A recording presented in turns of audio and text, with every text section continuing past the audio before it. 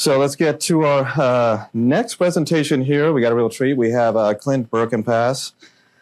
He's actually a regular speaker for the PM Academy, was for many years. And he's here today for the PMSU Academy.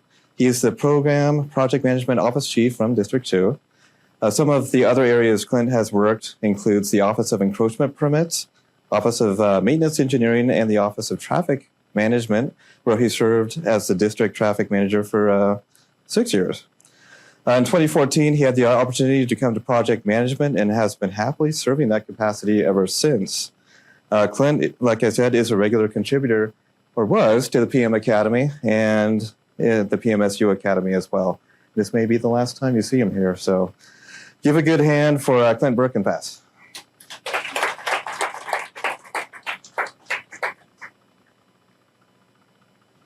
Okay, I'm live, huh? Welcome, everybody. Thank you so much for being here. I've been in project management for most of my career at Caltrans. Did it for a while, kind of went off and tried a few other things and came back. I think it's the happening place. It's the place to be. It's where all the best of the best are. When it comes down to project delivery, project management's the hub.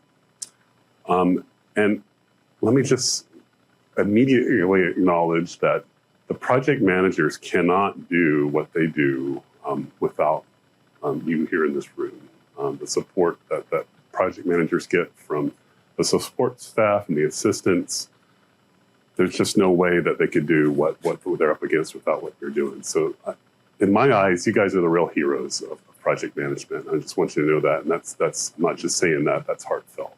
I think this is where the work gets done.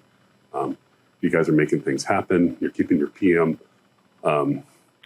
lined up and straight and not getting too far off in the weeds, right? And that's why at Caltrans, you go to other organizations and the project managers are working on 1, 2, 3 projects at the most because they don't have a support staff like we have here. Project managers here have support staff. And how many projects are you working on? Support staff, what's the average here? 30, 60, 30? Yeah. Insane amounts of projects that you guys are working on, right? And same thing with your project managers. They're up in the 20 to 40 and 50 range sometimes. So the power of that alliance and that team that you and your project manager and the support that you provide to them is just, it multiplies 1,000-fold. So that is why when we're going to go talk about work plans here, you're going to get basically the same class that the project managers get, right? Because I think you guys end up doing the work anyway. So you might as well get all the tools and access to all of that. So that's my introduction. Thank you so much for being here. Thank you so much for what you do. Thank you so much for building the project management office into what it is. And again, I think you guys are the heartbeat of that office. And you're here and you're mine for the next 3 or 4 hours. So yay. All right, let's jump right into it. Let's talk about work plans. This is where quite a bit of, I think, of your life lives, and developing and managing work plans, right? I feel like I should probably be sitting out there and listening to even the newest person teach, because a lot of what we'll talk about here I can't even do. I have to rely on others to do. But let's jump into it, talk a little bit about what we've got going on. Today, we're going to learn a little bit more about what work plans are, how they interface with our different financial systems, talk a little bit more about PRISM, we'll talk about the rate matrix, make sure everybody understands that fully, and then we'll go over some tools that you can use to help develop at least a milestone level work plan and work our way through. If something comes up as I'm talking, or you've just got to speak, just shoot that hand up there and I'll acknowledge that, and we'll get to your question as we go through, because we're going to go through a lot of material. All righty? Great. Before we get going, did everybody have a chance to download the tools to your computer before we get there, because you're not going to want to run them off of the server. It'll be too much for it. So everybody do a download. If not, go ahead and jump in there now and get those downloaded. I do have a revised scheduling tool. Eric, can I send that to you and you send it out to the group? Okay, let me take just a minute to do that so everybody can get that in their hands. I did have a bug in that.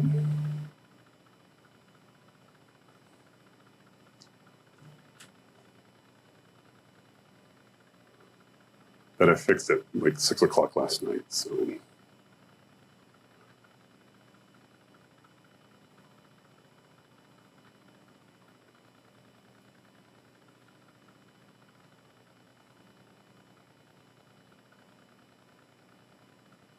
Bear with me for just a minute and then we'll get going.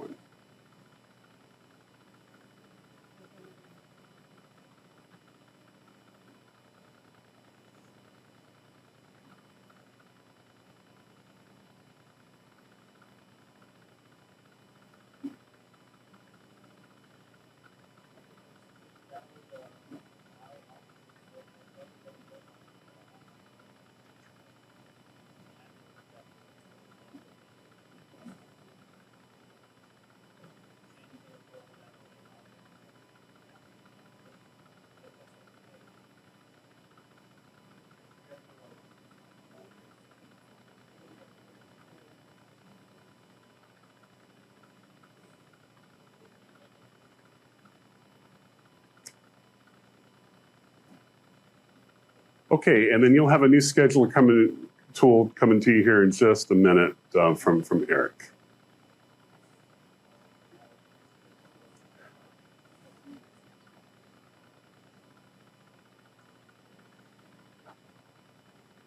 All right, let's jump back into it then. Talk a little bit about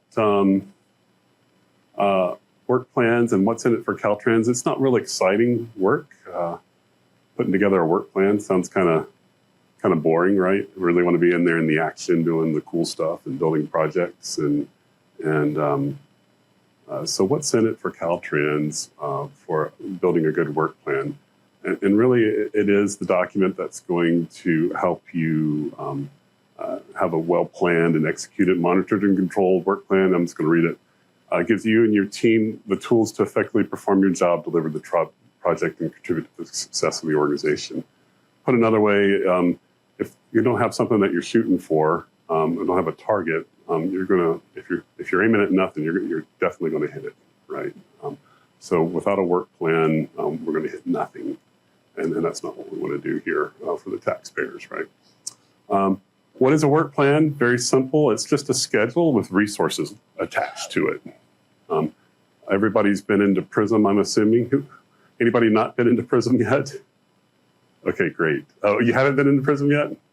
Excellent. I stay out of there as much as I can. I did as a project manager and let my assistant handle most of that because I will get in there and mess it up, right? That's when I say when I rely on support staff. You guys are amazing in getting that stuff done. But it is simply just a schedule and it has resources attached to it. It tells who's going to do the work, what work is being done, when it's going to get done, how it's going to get done, and how much it's going to cost. All right, and it's used as the basis for all of our budgeting, setting our programming amounts as we work our way through our project. Again, when we break it down at Caltrans, we define our work by resource unit. We usually don't give resources to an individual person because people move around and change all the time. But we do resource by the unit. We can do it to a specific individual if you have somebody who's there to do that. And then also consultant resources, right? We can resource for those. And then how do we define the little packets, the pieces, the tasks that go with our schedule? How do we assign those resources? We do it through using the work breakdown structure. And we'll go over that here a little bit later. Okay. And I don't know why we're not seeing, let me make this nice and big for you. Yeah.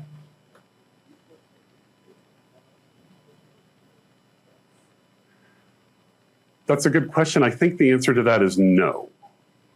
So I think if you resource an individual person, I do not think that it resources the unit, and it accounts for it separately as well.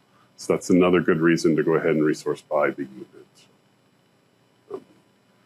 Somebody could easily prove me wrong, but I think that's the way it works. Yeah. Okay. The work plan also defines when each task will begin and end, and then how's it going to get done? How's it all link up? And you guys, again, are probably experts in Open Workbench and some other things, right, where you can really see how those tasks all line up and they work together, and how we move our ways through a work plan. But we'll talk a little bit more about that as we work our way through. You have a question? More of an answer. I was just going to say how they're linked up through the logic.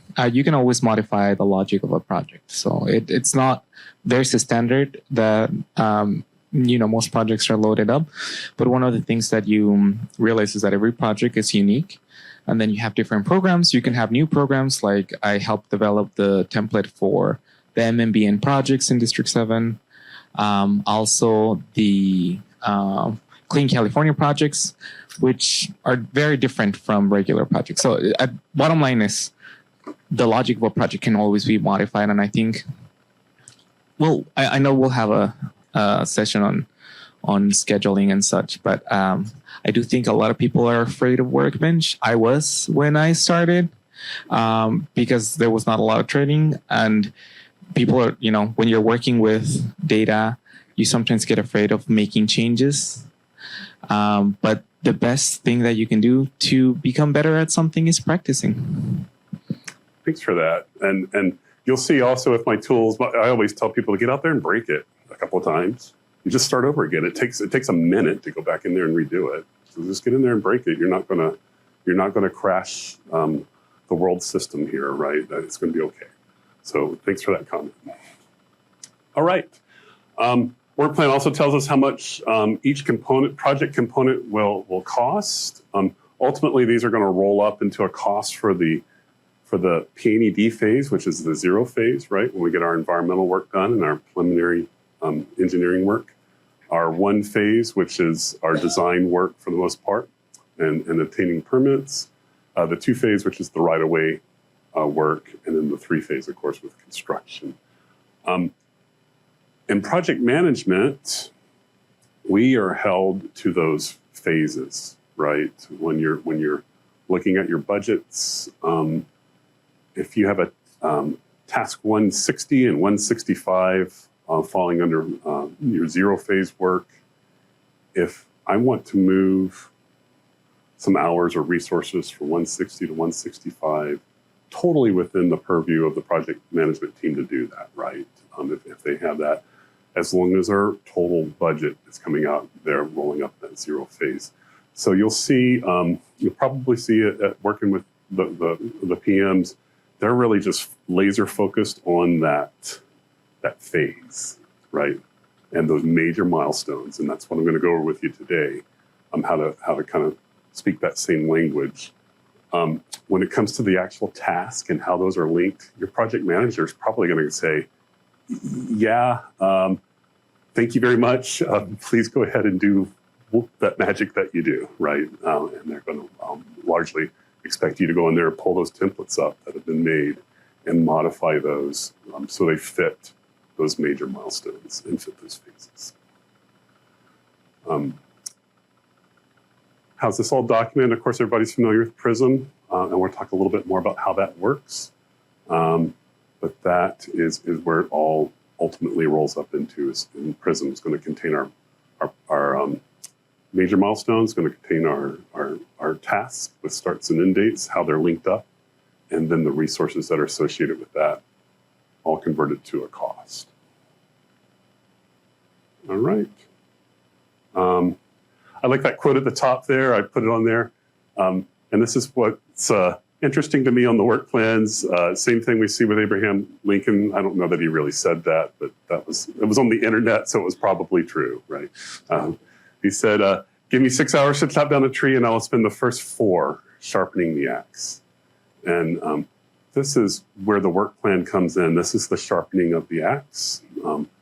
And I do almost to the point of preaching it to the project managers. This has to be done during the planning phase of the project, the K phase, project initiation document. When they're putting that together, we have got to get this thing nailed down, right? And so I tell them for every hour that they spend in that PID phase, developing a strong work plan, it's 100 hours that they're not going to have to spend later on change control on documents, right? If we can get that scope cost schedule nailed down in the zero phase and 90% of that's in the work plan, then it's going to avoid a lot of project management issues later in the project. Okay. Why should you care here about developing a good, tight work plan? And I'm going to give you a couple of reasons why you should care. The capital money that we spend to do actual improvements on the road is out of the same pot of money that pays support costs. So if you're in there accepting these high support costs and just passing them right on and putting them into the prism, that is money that you could have put on in your district, could have been put on your road. It could have gone to make improvements where now it's just going to kind of go away, right? Where's the money going to go? Well, it goes back into the Caltrans, kind of the black hole. And then somebody who's real sharp on their work plans, right, and has those really dialed in and is delivering a lot, they're going to spend your money in another district. So you and your friends and your family aren't going to enjoy those benefits as much as somebody else would elsewhere in the state. So keep that in mind as you're looking at these work plans. When you see things that just don't look right, don't just blindly put those in. Take that up with your project manager and the rest of the staff and say, gosh, this just doesn't look right. I can't fathom that they need 10,000 hours for this. And they might come back and say, oh, yeah. But, if you don't understand what you're looking at there, it makes it hard to accept that and move on. So there's that. I did want to share this slide. It's a little busy here. It's got a lot of numbers on it. This is pulled from the Tableau off of headquarters project management website. And you can see in here the amount of money on average in support costs that we're leaving on the table per district. Now, this number used to be about $12 million per district if you averaged it out. And now we're down somewhere a lot tighter. We're down to about $3 to $4 million, which is much better, right? Money that we're leaving on the table in support costs, money that we put into the work plan that we didn't spend. Okay, go ahead. I just wanted to add a comment for which we discussed yesterday in regards to when we are doing the workload, which ties a little bit into this, because I think one of the comments that was made and we were discussing is sometimes management asks people to reduce the workload, and I think this is one of the reasons why they actually do it, is because you don't want to overspend on a project, but at the same time you don't want to underspend on a project. You want to have the least amount of waste that you can at the end of the day. And so if at the bottom of at the end of the day, a district is saying we need, let's say, 50 PYs to complete a project. But management comes back and say, well, technically you guys only have 40 hires. You guys have been doing okay. And they tell you the districts to reduce by 10 PYs. It also makes sense because from when I was thinking earlier today, from management standpoint, it's if you authorize 50 PYs, does that mean that the district get to hire 10 new people? It's complicated. It's I had an acting assignment about 2 years in design admin as in charge of hiring, in charge of the overhead. And so just because you have a budget and you haven't finalized it, it doesn't mean that you have to spend it all. you can also have some savings. So, and sometimes people justify charging overtime because we had enough money to cover for it. That's not the right way of looking at things. If you need 10 people to complete a project, why would you have 15? Sure. What's your name? Fernando Hernandez, from District 7. So you're looking for a new teacher. You're ahead of me here. So that's awesome. Awesome that you're picking up on things. So they might be calling you to help out with these classes in the future. So excellent. Thank you, Fernando. Okay, so this is just kind of to demonstrate the kind of money that we were leaving on the table. This used to be a more of a grab and shake you slide when you saw that, you know, your district was leaving $12 million on the table. Again, it's still $4 million. That's still a paving job, you know, on a rural route maybe in your district that could have gotten paved, that didn't. So just keep that in mind as you're looking at program cost. What's in it for me again? Statewide, in each district, we are leaving money on the table. We're programming more than we're spending. That's still the trend, even though we're getting better.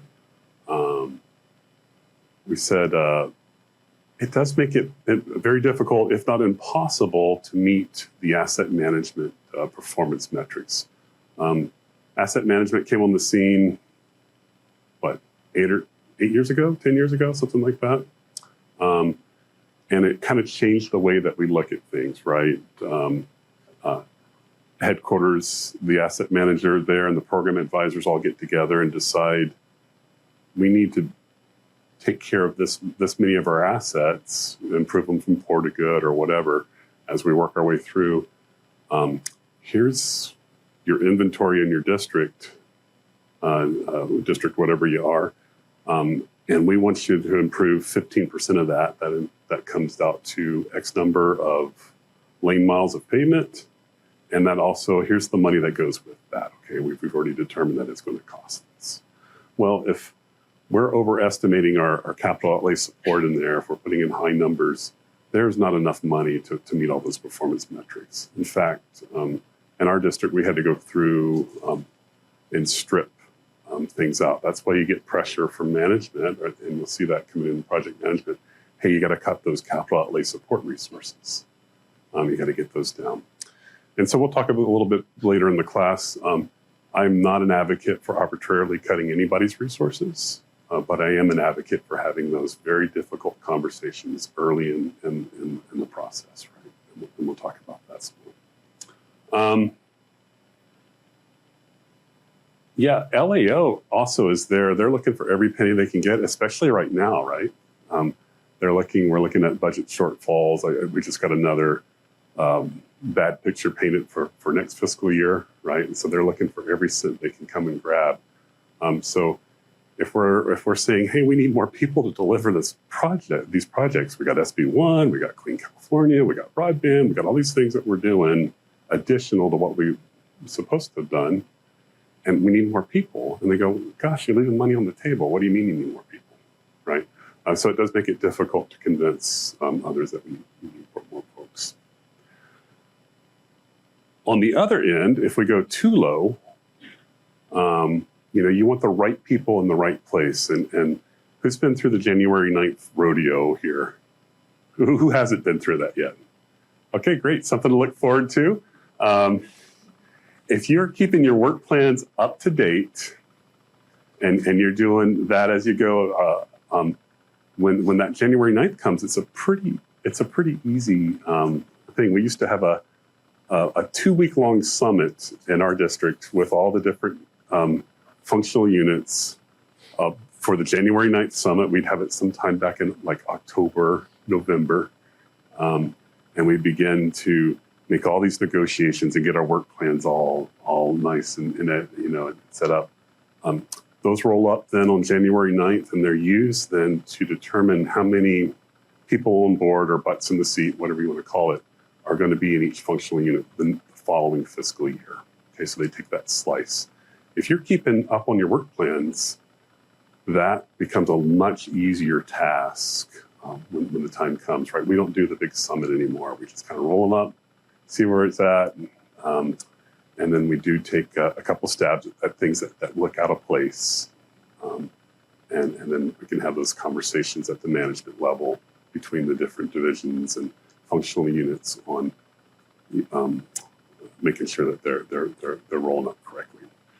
If you're way under-resourced, if you cut somebody out of your work plan and they don't know it, when it comes to the time for them to do the work for your project that you're working on, that person's not going to exist. They're not going to be there. And they're not going to be there to do your job.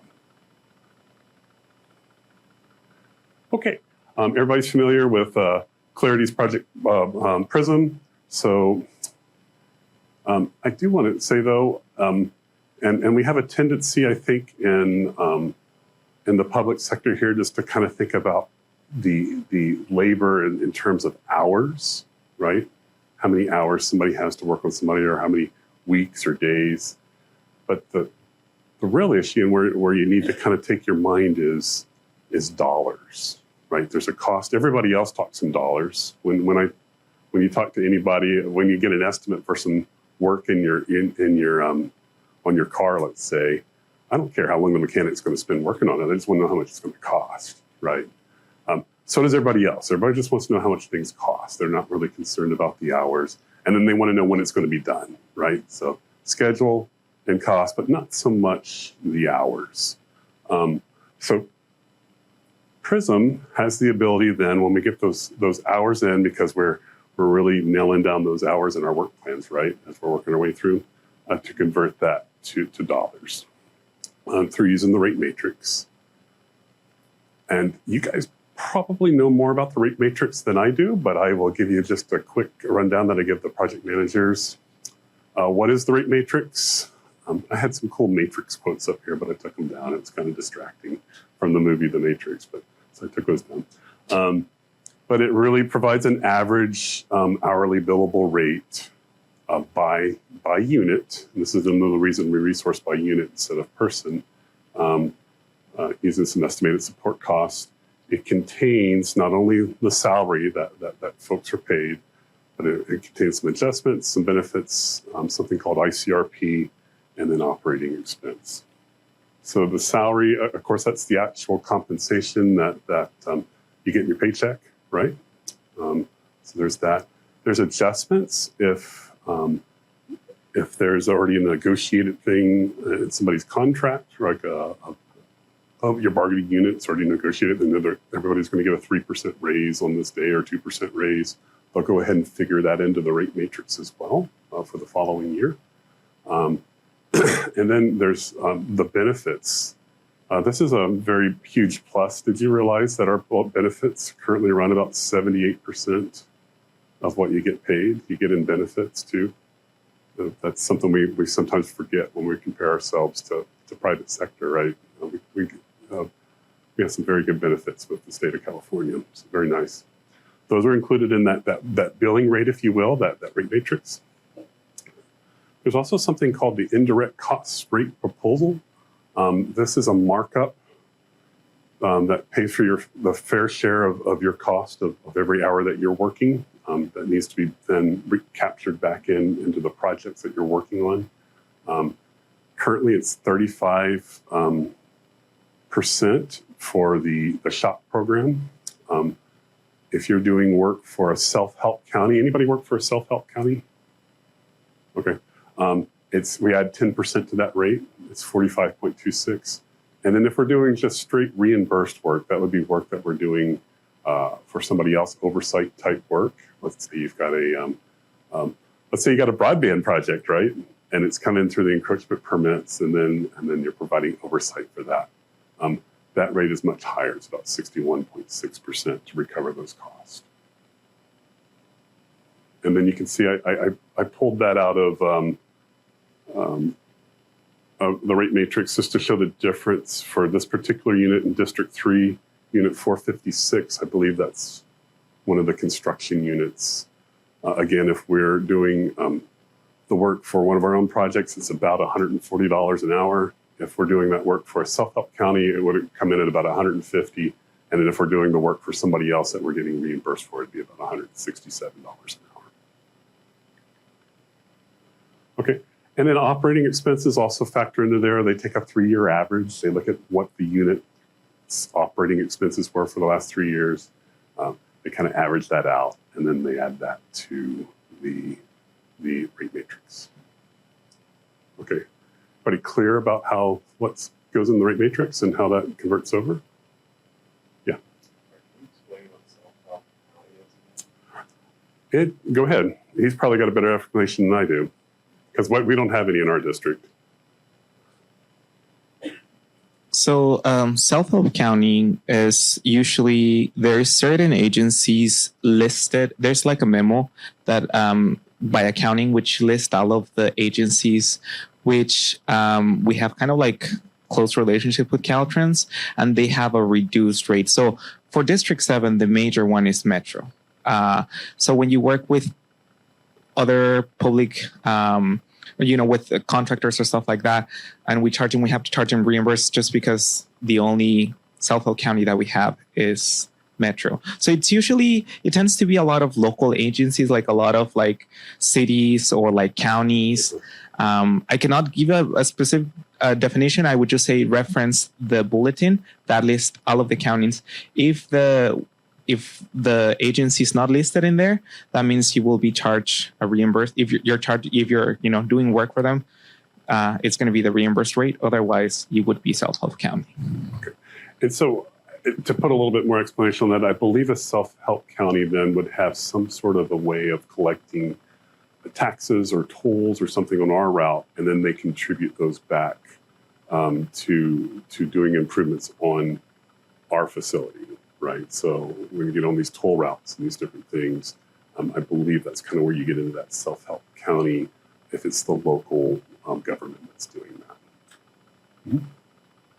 Mm-hmm. I have just a really quick comment to add to people in regards to, because right now we're talking about resourcing things into the work plan. I do want to clarify, I don't know if we're going to cover this, but before I forget is, whenever charges register into your work plan, take note that usually charges are split.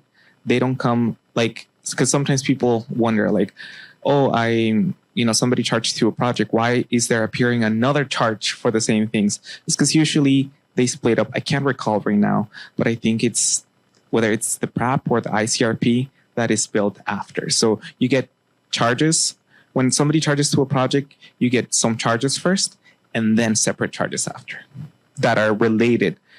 But that's already taken into consideration in the rate matrix. So people get concerned, oh, why are we getting 2 charges for additional charges? It's already considered in the rate matrix. So thank you for that. And so and Tony Hunt will be here tomorrow, I believe, and he's going to talk to you about his wonderful system, project report system, PRS, which really pulls in a lot of data. One of those reports is from the CGI Advantage, the Info Advantage report. If you run in there, you can get detailed every penny, right, that charges against your project. And that's where you'll see that breakout of labor that was hit to your charge. And then there'll be a separate charge that shows up below it on to cover some of I believe it's for the ICRP rate. All righty. So there's a nice little breakdown. They had a wonderful website set up. Unfortunately, it hasn't been updated in a while. I still have the link to it, so I think it's about 10 years old, but it's all still the same information. Nothing's changed from that. So I just stole that from them. It's a nice little pie chart. What about escalation? What do you guys think? Does PRISM have the labor rates escalated? Yes or no? Yes? Show of hands? No. Show of hands. Nobody's raising a hand. It's got to be yes or no. Okay. No, it does not escalate. PRISM does not escalate. It is for the given year. The rate matrix is released usually in early July. I usually see it around July 5th, right? The new rate matrix is loaded for the current year. And it's only escalated then, or it's only current for that fiscal year. And then sometimes they'll do a mid-year revision, right? You'll see those things come out. But it does not include escalation. So that's one of the things that that you'll have to work with your project manager on and make sure that we are including the appropriate escalation in our work plans. And they need to be applied according to the latest escalation memo. Okay, so currently, did I put a link to that? I wanted to go to that. That's okay. Currently, escalation for all the support phases are 3.7% annually when you're calculating for next year and beyond, right?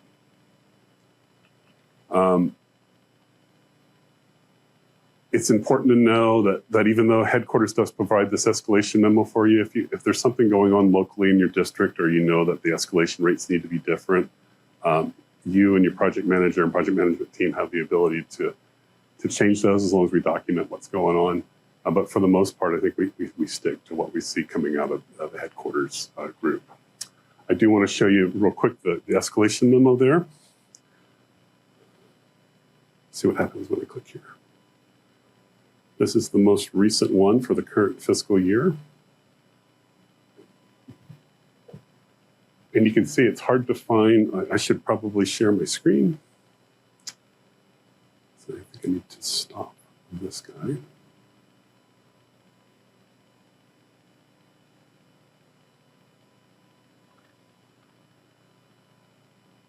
Pause.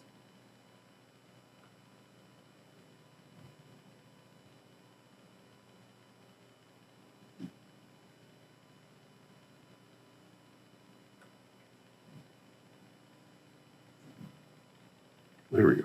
Let's do it that way.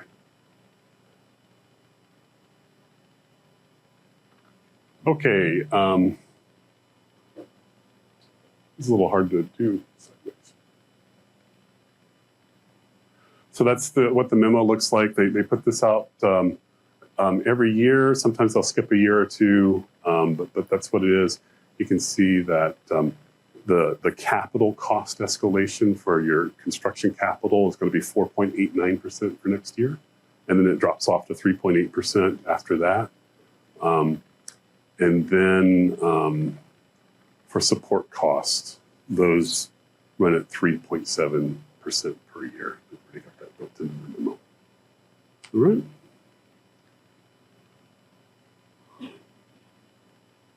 Please bear with me for just a second here. You'll see I pulled this off the District 11 website, so it's hard to get to this information sometimes. Thank you, District 11, for putting that out there, and there's a link to it.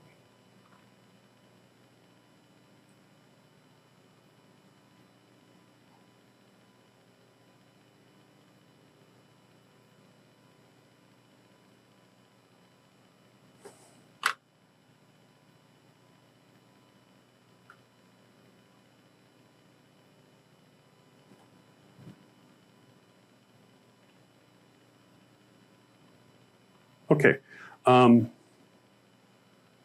so there's this nice component table they came up with when they were doing the cost estimating improvement initiative, which was really focused on getting that money that we were leaving on the table down to something a little more manageable.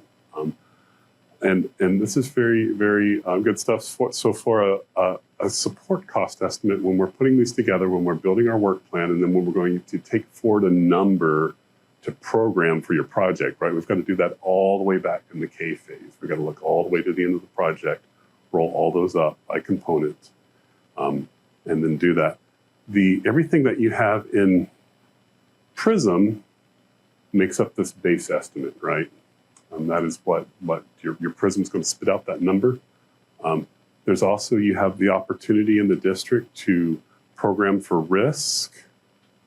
So the team can identify some risk, right? And we could choose to do some sort of a mathematical analysis on that, a statistical analysis, and come up with a number that maybe makes sense to set aside a little bit of a reserve. And then we can add to that, we need to add to that escalation. And then that'll be the number that we try to program. As we move forward with the project, then we kind of get out of the realms of that programmed amount. Then we're into G12s and supplementals and requesting more at allocation, those sorts of things, which we're all familiar with. Why might a district realize a risk on a project. Maybe they have to do some study, right? That's coming up. Maybe it's an environmental study. Maybe there's and I think I always use the one-legged red salamander, right? Might be in your project limits. They may have to do this study, and it might cost them a couple thousand hours to do that study. So we might identify that in the risk register. Why might we not include it in the programming component? Anybody?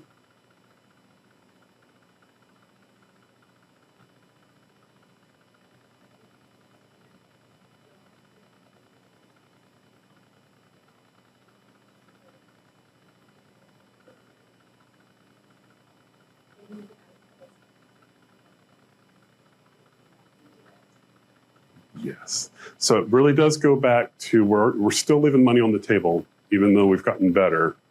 Why would we want to add to that, right? Why would I want to then not be able to meet my asset management performance metrics? Why would I want to give away that capital improvement to tie up money for something that may or may not happen? Now, it's very, very important to document those. Your team should work very hard to get those risks identified and documented.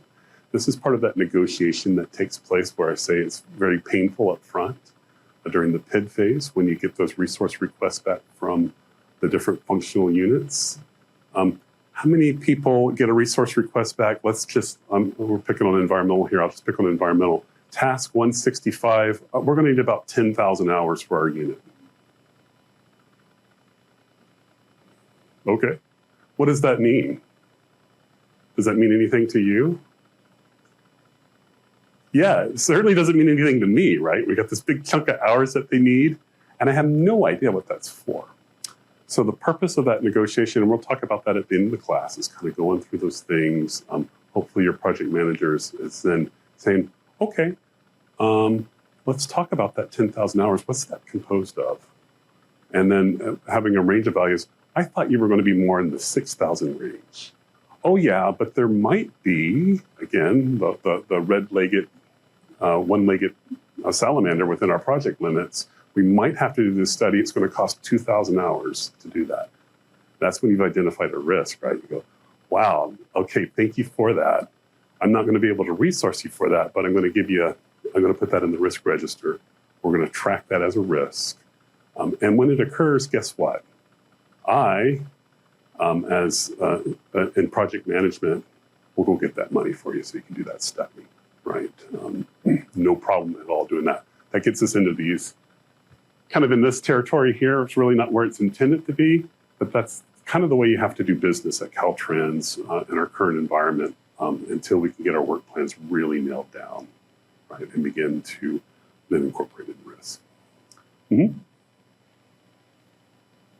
One of the comments that I wanted to note for both known risks and unknown risks is that they're, in my opinion, they shouldn't really be included at all on the workload, because at the end of the day, we have mechanisms to ask for additional funds, which you just mentioned, but like, for known risk, usually, G12 supplemental, and there's unknown risks.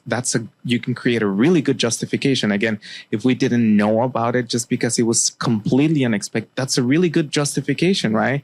Now, if it's known risks, even better, because you documented it on the risk register, you were aware that it could happen, it materialized. So when you go to ask for additional funds, they're going to be like, hey, unfortunately, we didn't want this to happen, but it did, and now we're coming back for money. Yes, and even those change control documents ask, what did the risk register say about this? They ask right there in the change control PCR, right? Our supplemental request, and you go, well, hey, we identified this as a risk. We chose to roll the dice, and we came up with a 7. So here we are, right? We need the money. Please give it to us. So very true. Now, if there has been times that I have put risk in a project just because there was so many risks, right? I wanted to make sure that I had some ability to accommodate. I knew that the chances of us getting through with all 30 of these risks not occurring was just not reasonable, right? So I did do a statistical analysis and come up with the amount of money that I set up. Where do you show that in the PRISM work plan, by the way? Risk bucket. Yeah, there's these tasks out there that are 0.risk, 1.risk, 2.risk, 3.risk, right?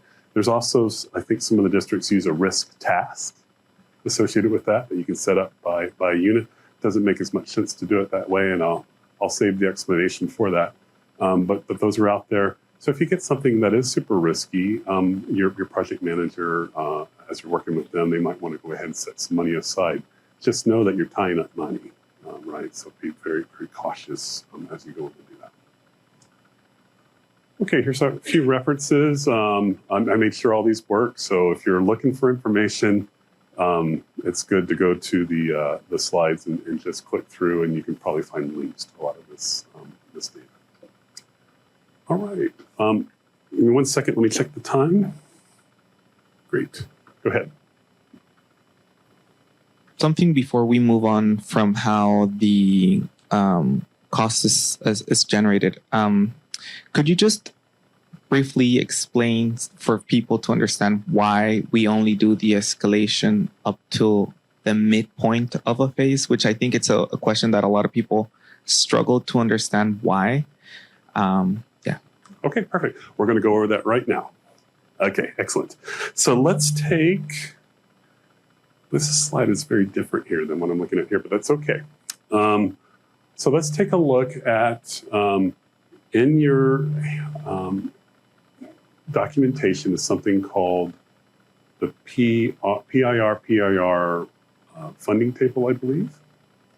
So I want to run through this exercise with you. What we're going to look at here is this is a live demonstration of that. What does it do? It makes a funding table for a project. Why do we need it? Because Prism's already got the estimate in it, right? Well, we've talked about this escalation. We've talked about risk. We've talked about these other factors that need to go in there. So we do need something that gives us a little bit of the ability to get to the end product. How does it work, et cetera, et cetera. So let me escape out of that.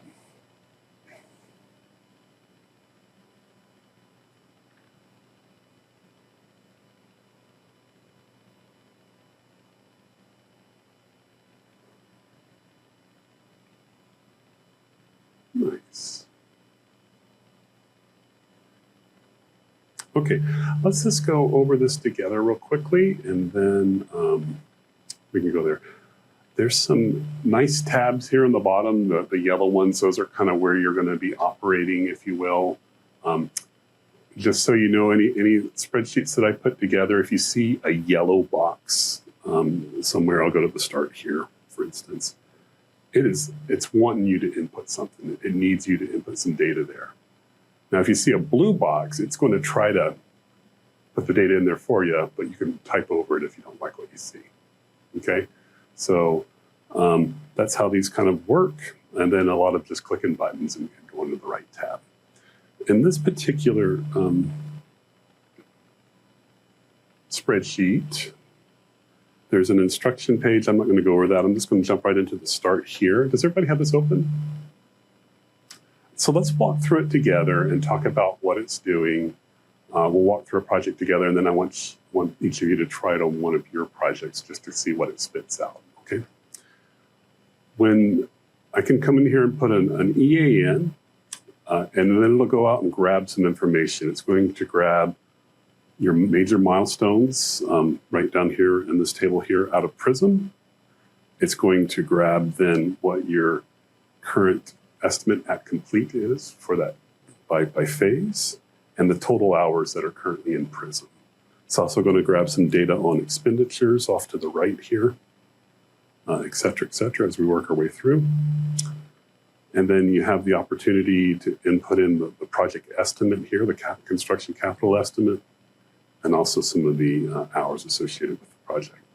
And then it's going to take that data and it's going to escalate it per the escalation memo. And how it does that is it goes to this escalation calculation tabs. Okay, and it's going to begin to try to figure out when are you going to be doing this work based on what you have in your schedule. In other words, if my begin project date, let's just talk about a new 2026 shop project, right? Let's look at our zero phase work. It's going to start hopefully July of 2026, right? It knows that, and it knows you're going to achieve your environmental document, or you're going to achieve PNED on, let's say, December of 27. So you got about a year and a half. It's going to try to figure out then, well, gosh, if they got a year and a half to do it, they're probably going to spend about 66% of that resources that first year delivering it, and about 33% the next year. And it's going to escalate by year, and then it's going to add up those totals. So it's the same thing as approximating the midpoint of when it goes out, right? Because you don't want to resource everything to the end. You don't want to escalate everything to the end, because escalation adds every year. It adds more and more, right? It compounds every year, just like a credit card bill, right? It continues to compound as you work your way out. That is why the standard practice is to escalate to the midpoint of construction. This one does it slightly differently, which allows you to have variable escalation rates. Sometimes we don't get a nice solid 3.7% every year. Sometimes we might say, ooh, there's something big happening 2 years from now. We're going to show an 8% rate in that particular year. So this allows you then to break those out by the year. Slightly different than just going to the midpoint. The end result then is you're going to get a nice funding table. Let's say you're working on the project initiation document, and it's going to divide it out in the table. The format that the Gold Book calls for is here.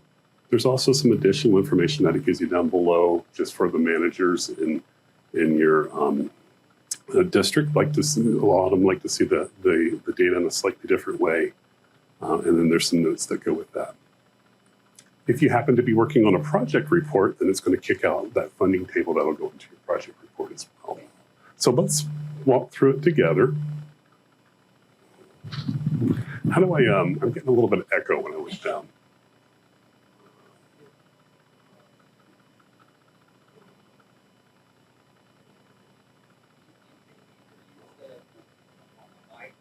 Yeah.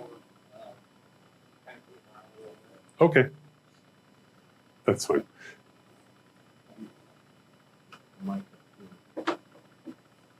I'll just try not to look down so much when I talk.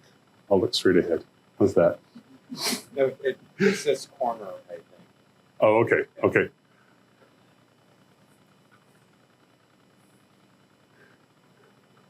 Alrighty. Who would like to volunteer EA that you're working for? Maybe a new 2016 shop project that's being the PID's done on or pretty close to being done on.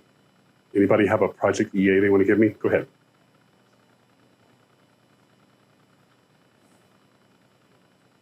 Okay, so District 3, and let me make this a little bigger so we can see what's going on. 1 in, great.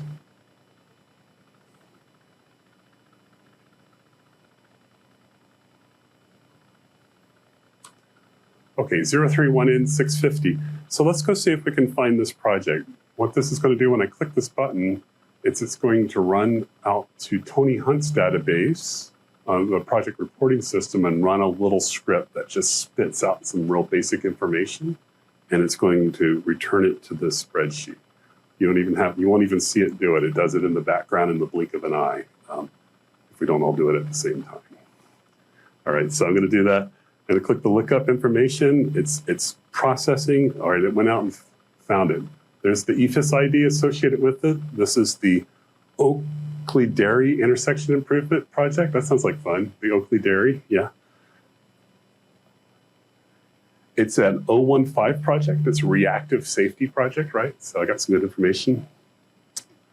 Down here, as far as the major milestones, you're hoping to kick that off straight off on July 1st of 2026, which would be consistent with a 2026 shop project, right? You're hoping to achieve PNED about a year later, and then hoping to get this thing ready to list about 2 years after that. So it's gone out and pulled these milestones. Not only has it pulled those, it's also pulled what you currently have in Prism for hours and also converted to dollars through the rate matrix. What is the capital estimate, the construction estimate right now, unescalated?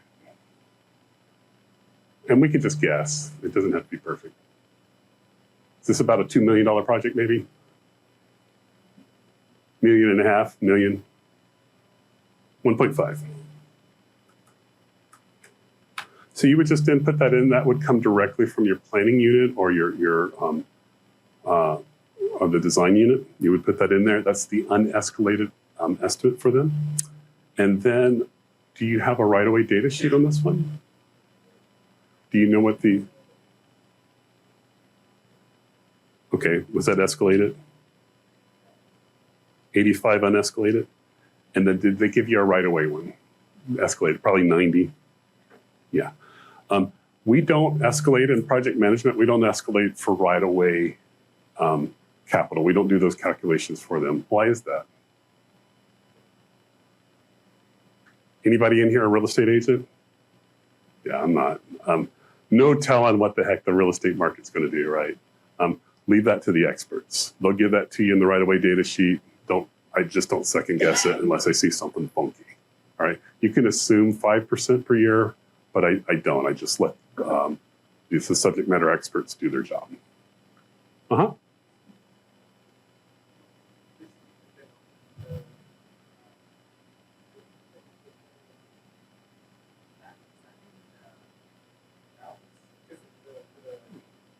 For the support costs, I noticed that.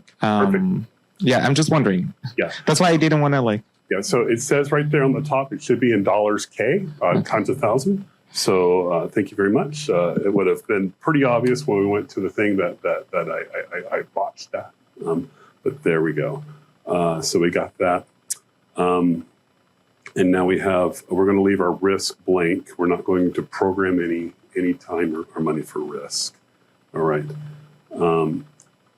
When I go then into the PID table, you can see that 575K that's currently carried in Prism, this is telling you you're really going to need 620 because we got to escalate that number out to the midpoint, and you're going to need that in the 26-27 fiscal year when you go to program that.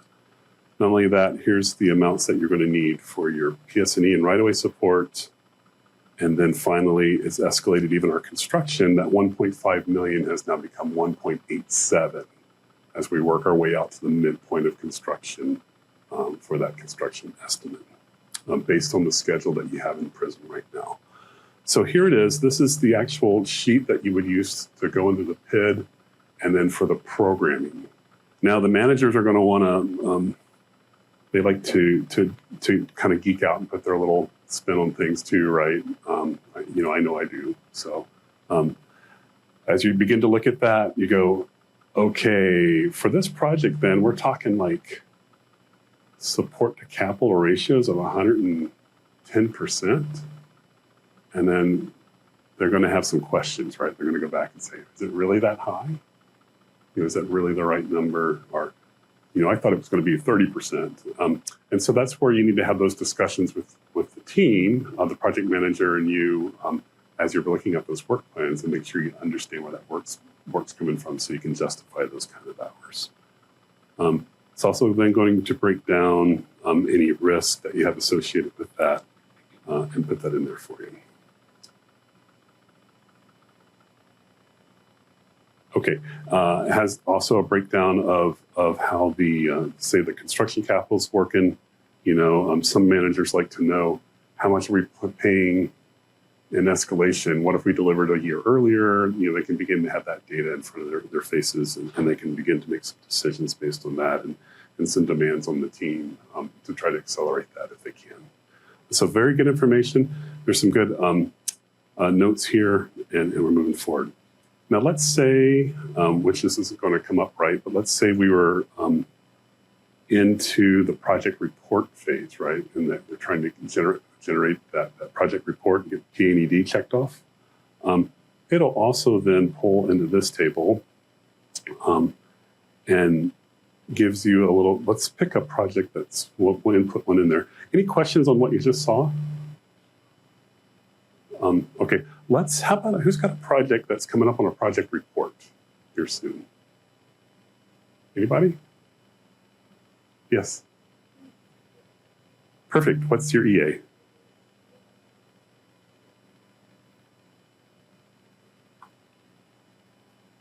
Okay, let's take a look and see what we got here.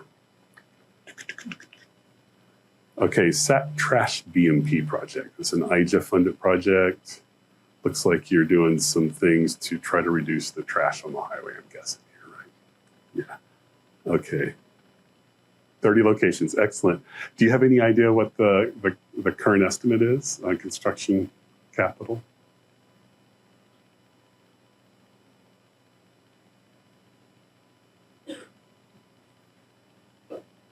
And we'll take a break here in just a minute. We'll get through this and then take a break and give you a chance to try this on some of your own projects here. I'm sitting here.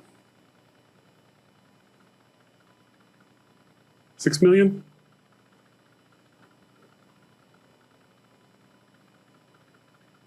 Okay.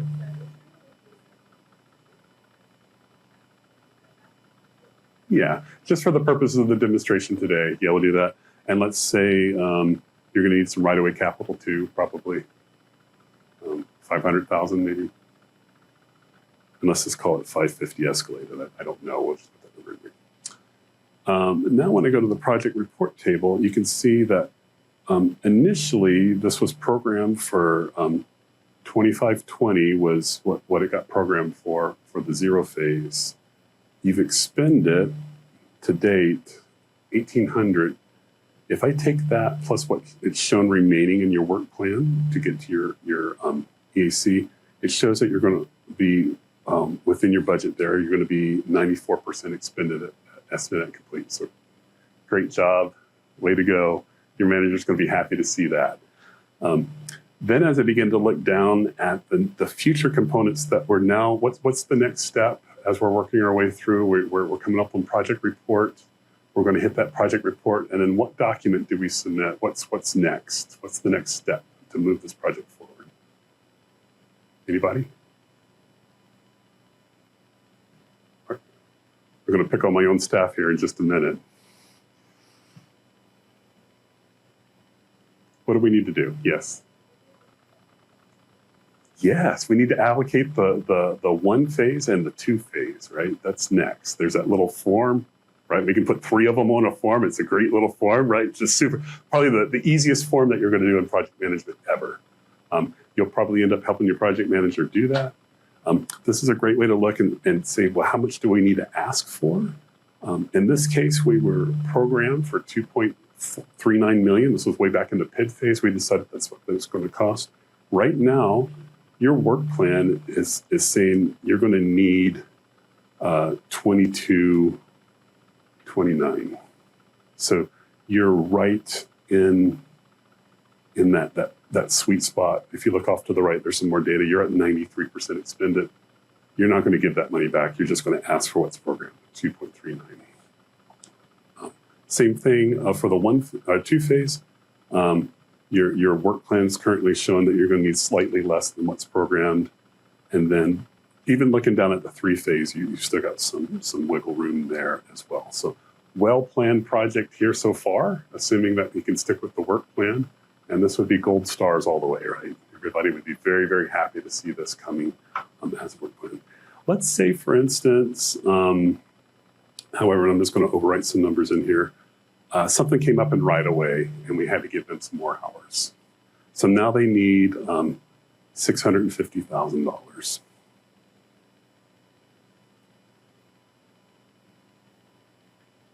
Let me do this here. Excuse me.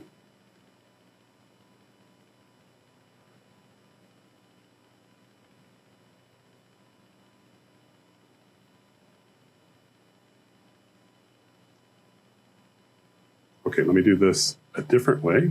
Let me go back to the start here page and put it in here. Remember what I said? If you see something in here you don't like and you know you need to change it, you can certainly do that.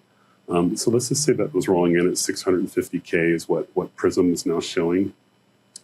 Now I can go back to this funding table and it's going to say, hey, whoa. See, it's highlighted at red and it's given this little note. And it says, you need to explain in the notes below to your management how you're going to pay for that money, right? Because we can't just go and show up and go into a phase knowing that our ETC is higher than what we're asking for in programming. So it does say, explain in the notes below. There's some sample notes down at the bottom for your project manager and you to kind of work and decide on how they're going to handle that extra money that they need. Probably at this point, it'll be an allocation, right? And it'll be maybe a greater than 120. And you're going to have to do a little bit more justification than the nice third of a page, one sentence explanation on why you need the money. So very powerful tool to get there, to get to your funding tables and to feel comfortable with that data. Want to enable macros, it can't do that cool stuff for you. It's just going to sit there and look at you like, in the packet that you received is an enabling macros job aid. So I'm just going to open up that up real quick. We're all adults here, so we can go through there and figure out how to either enable them temporarily or permanently for Microsoft Excel. So those are both in there. Don't tell the IT people I gave that to you. Okay. So there you go. Also, if you're trying to run it from the web, it's not going to work for you. The web version of Microsoft Office cannot run macros unless they've improved it. With Windows 11, I have not updated yet. I was just noticing on somebody's computer they had, and there might be some issues there. So if that's an issue with running on Windows 11, I'll know here next week, and we'll update it appropriately. Okay. Did everybody get a chance to try this on one of your projects?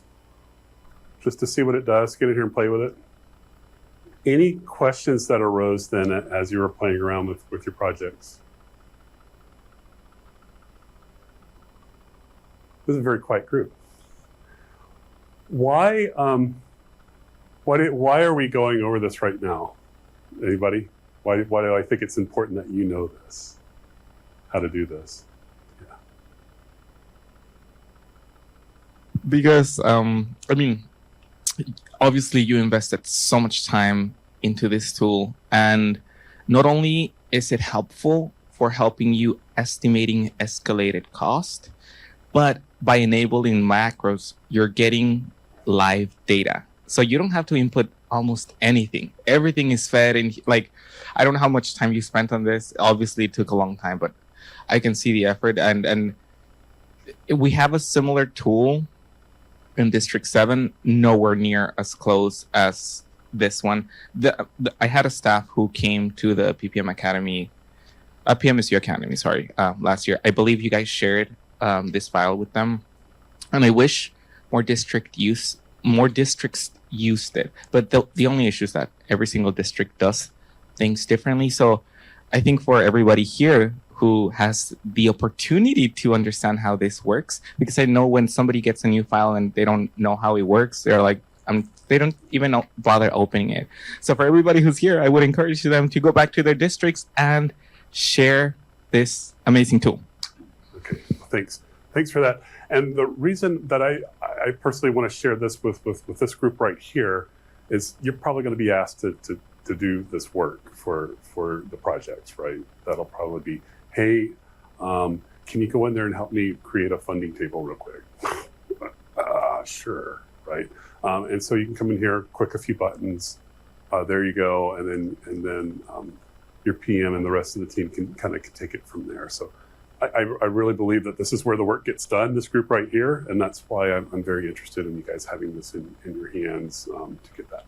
This tool's also available then on, newly available on the headquarters on-ramp. If you go to on-ramp, and I'll just do that now. Let me just start over at on-ramp. If you go to districts, divisions, and programs and go to project management, and then you just go to tools, you'll see a link to it right here, the PR funding table, okay?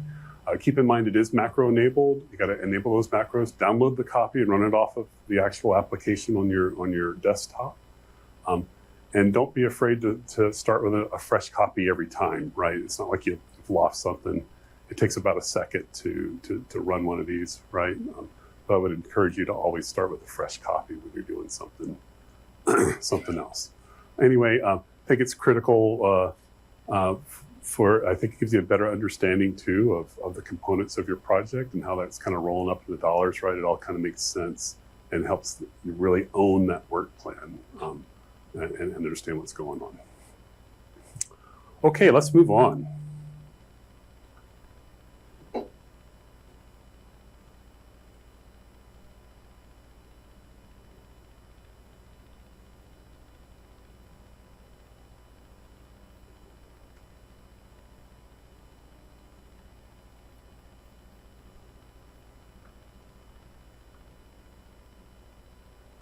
Okay, so we've talked a little bit about how those to convert the hours into dollars through the rate matrix. We've talked about how to escalate those and get our programming documents set up correctly to include our escalation and other risk factors that we need. Let's talk a little bit about then work plan levels and the work breakdown structure and kind of how we do things at Caltrans versus what industry does. Another great quote that this was on this presentation when I got it, I don't know, 10 or 15 years ago, and I kept it because I liked it. Spectacular achievement is always preceded by unspectacular preparation. That is a work plan, man. That describes it to a T. Unspectacular preparation. Getting there, again, it's pretty dull, pretty boring, but it is absolutely critical to the success of your project. Okay, for us to begin to understand a work plan, for it to be even reasonably accurate and to be effective for managing project, we have to begin to take that work and break it down into smaller pieces. We gave the example before when you get a task 165 request for 10,000 hours, what the heck does that mean? What work goes into that? Where does that come together? What does that number mean to anybody? Really, probably not a whole lot. We use at Caltrans the Work Plan Standard Guide. Who has gone into this document? Oh, good. Pretty much everybody. In there, we show how we break down the work that we do at Caltrans, right? There's some very specific tasks and then subtasks and level 3, 4, 5, 6, 7, 8, 9. So I just want to go over just a general structure of that. Again, our Work Plan Standard Guide, I pulled this out it's on page 8. If you were to look at that, there's a link to it right there.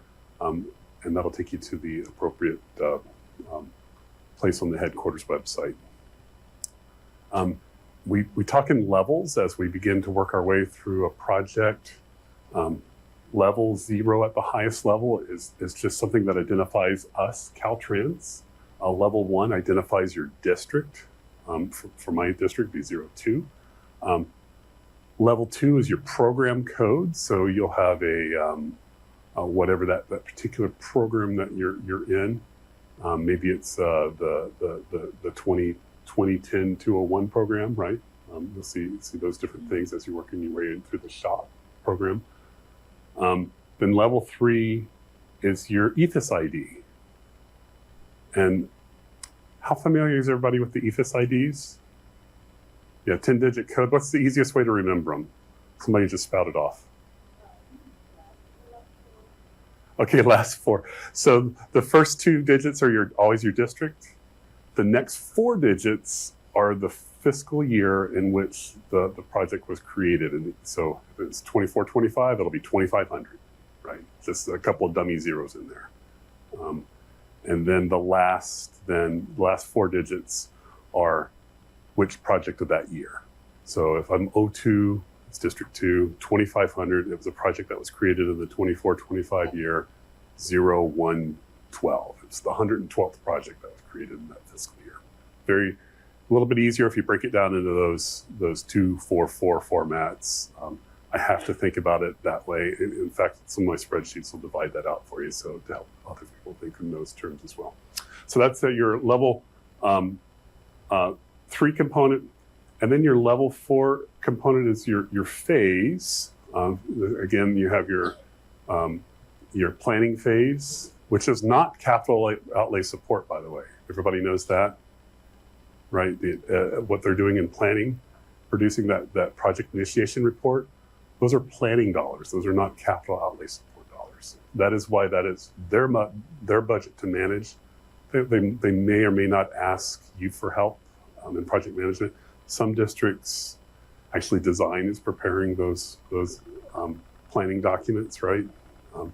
But they'll ask you for your help. But that does not. That's a completely different budget that pays for that.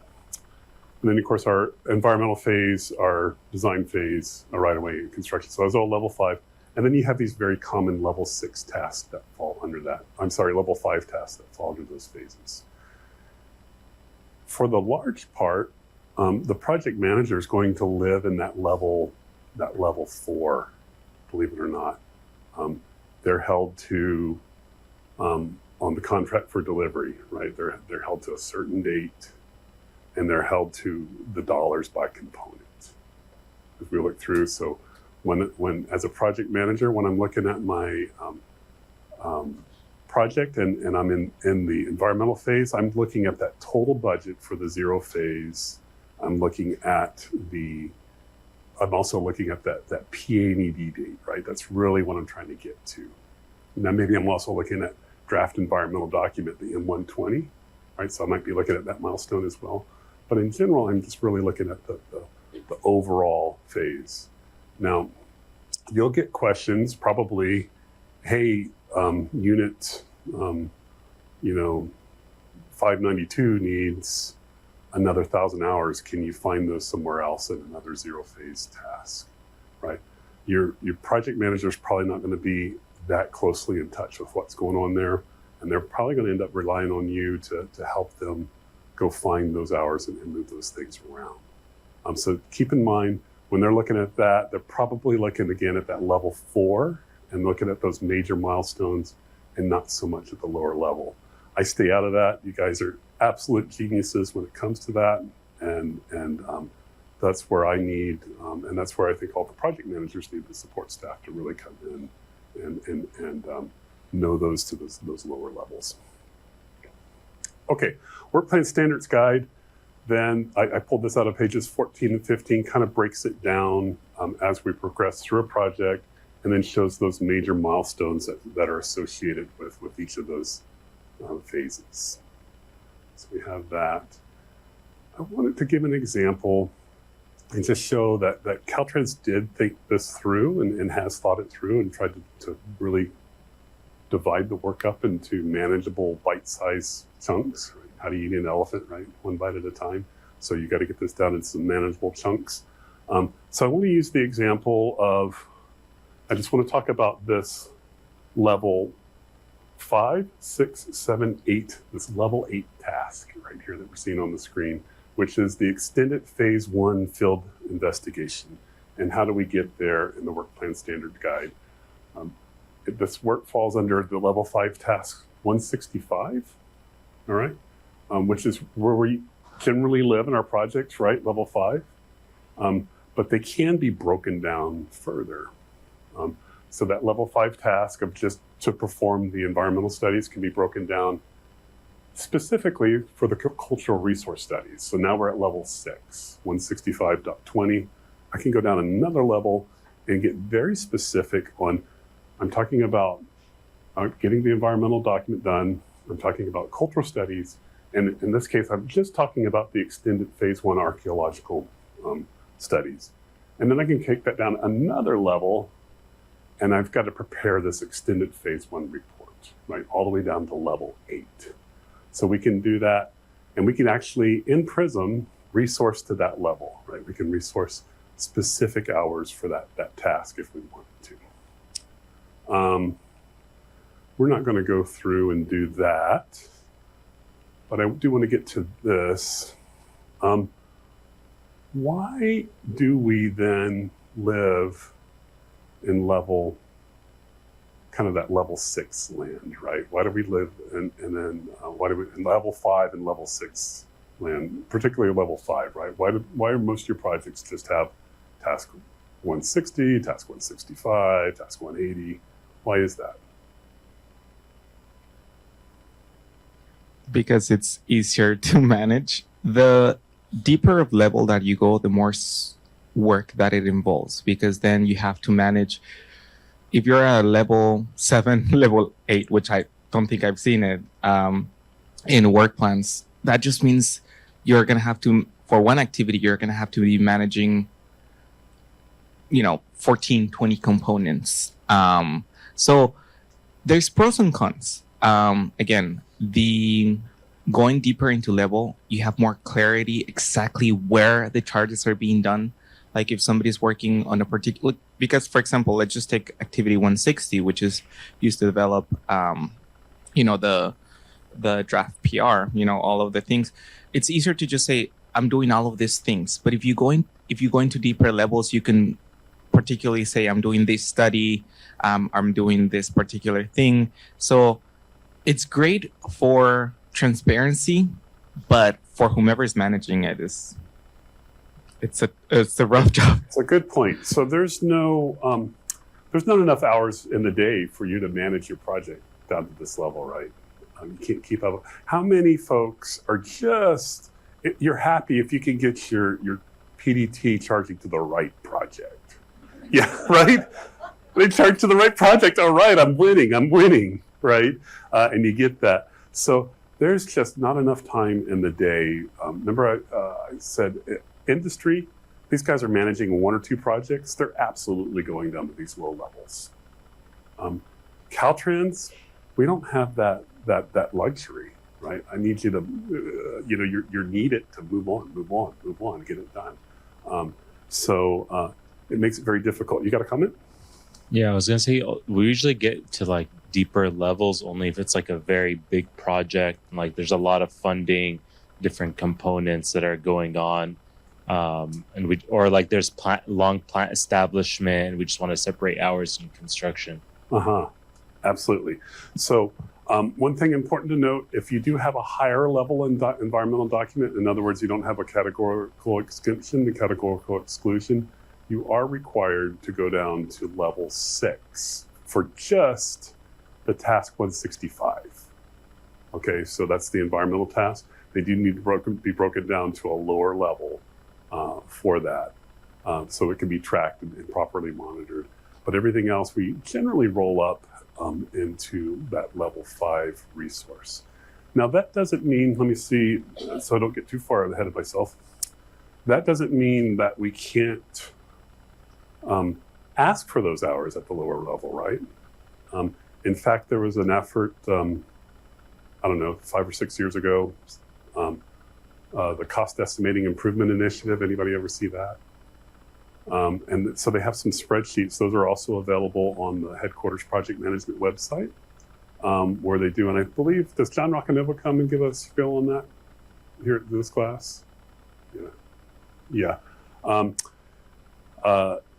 And it does allow then, as people are submitting their resource requests, to break it all the way down even to level 9, right? To go real specific.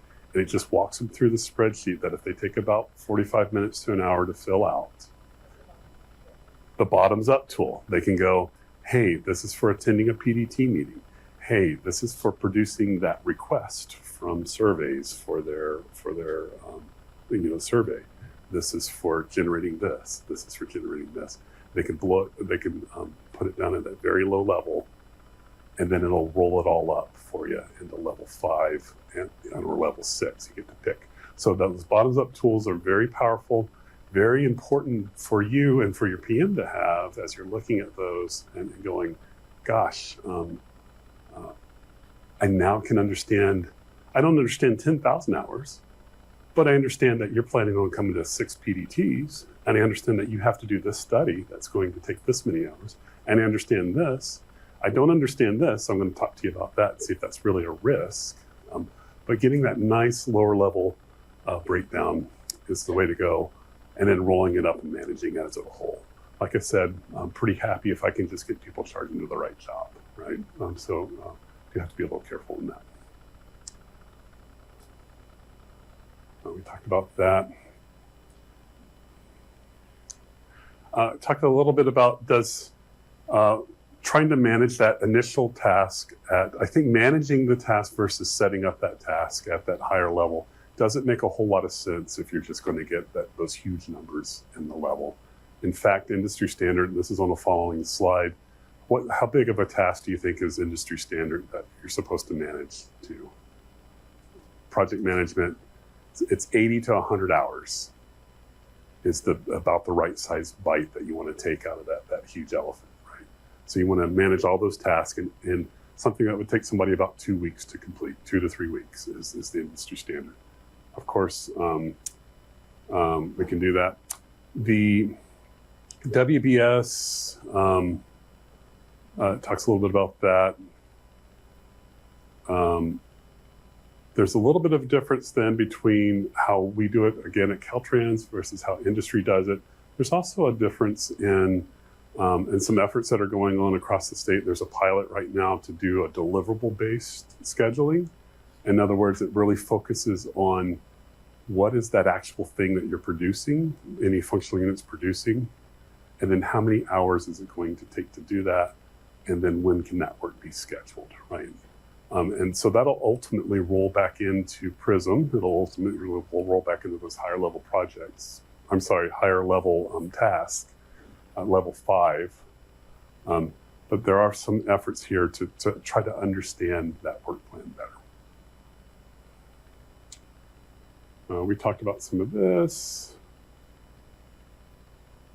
Once you start breaking down a task into a lower level, so if I am going to take that 165 and break it down now into a lower level, I have to break everything down. I can't just break out the archaeological study.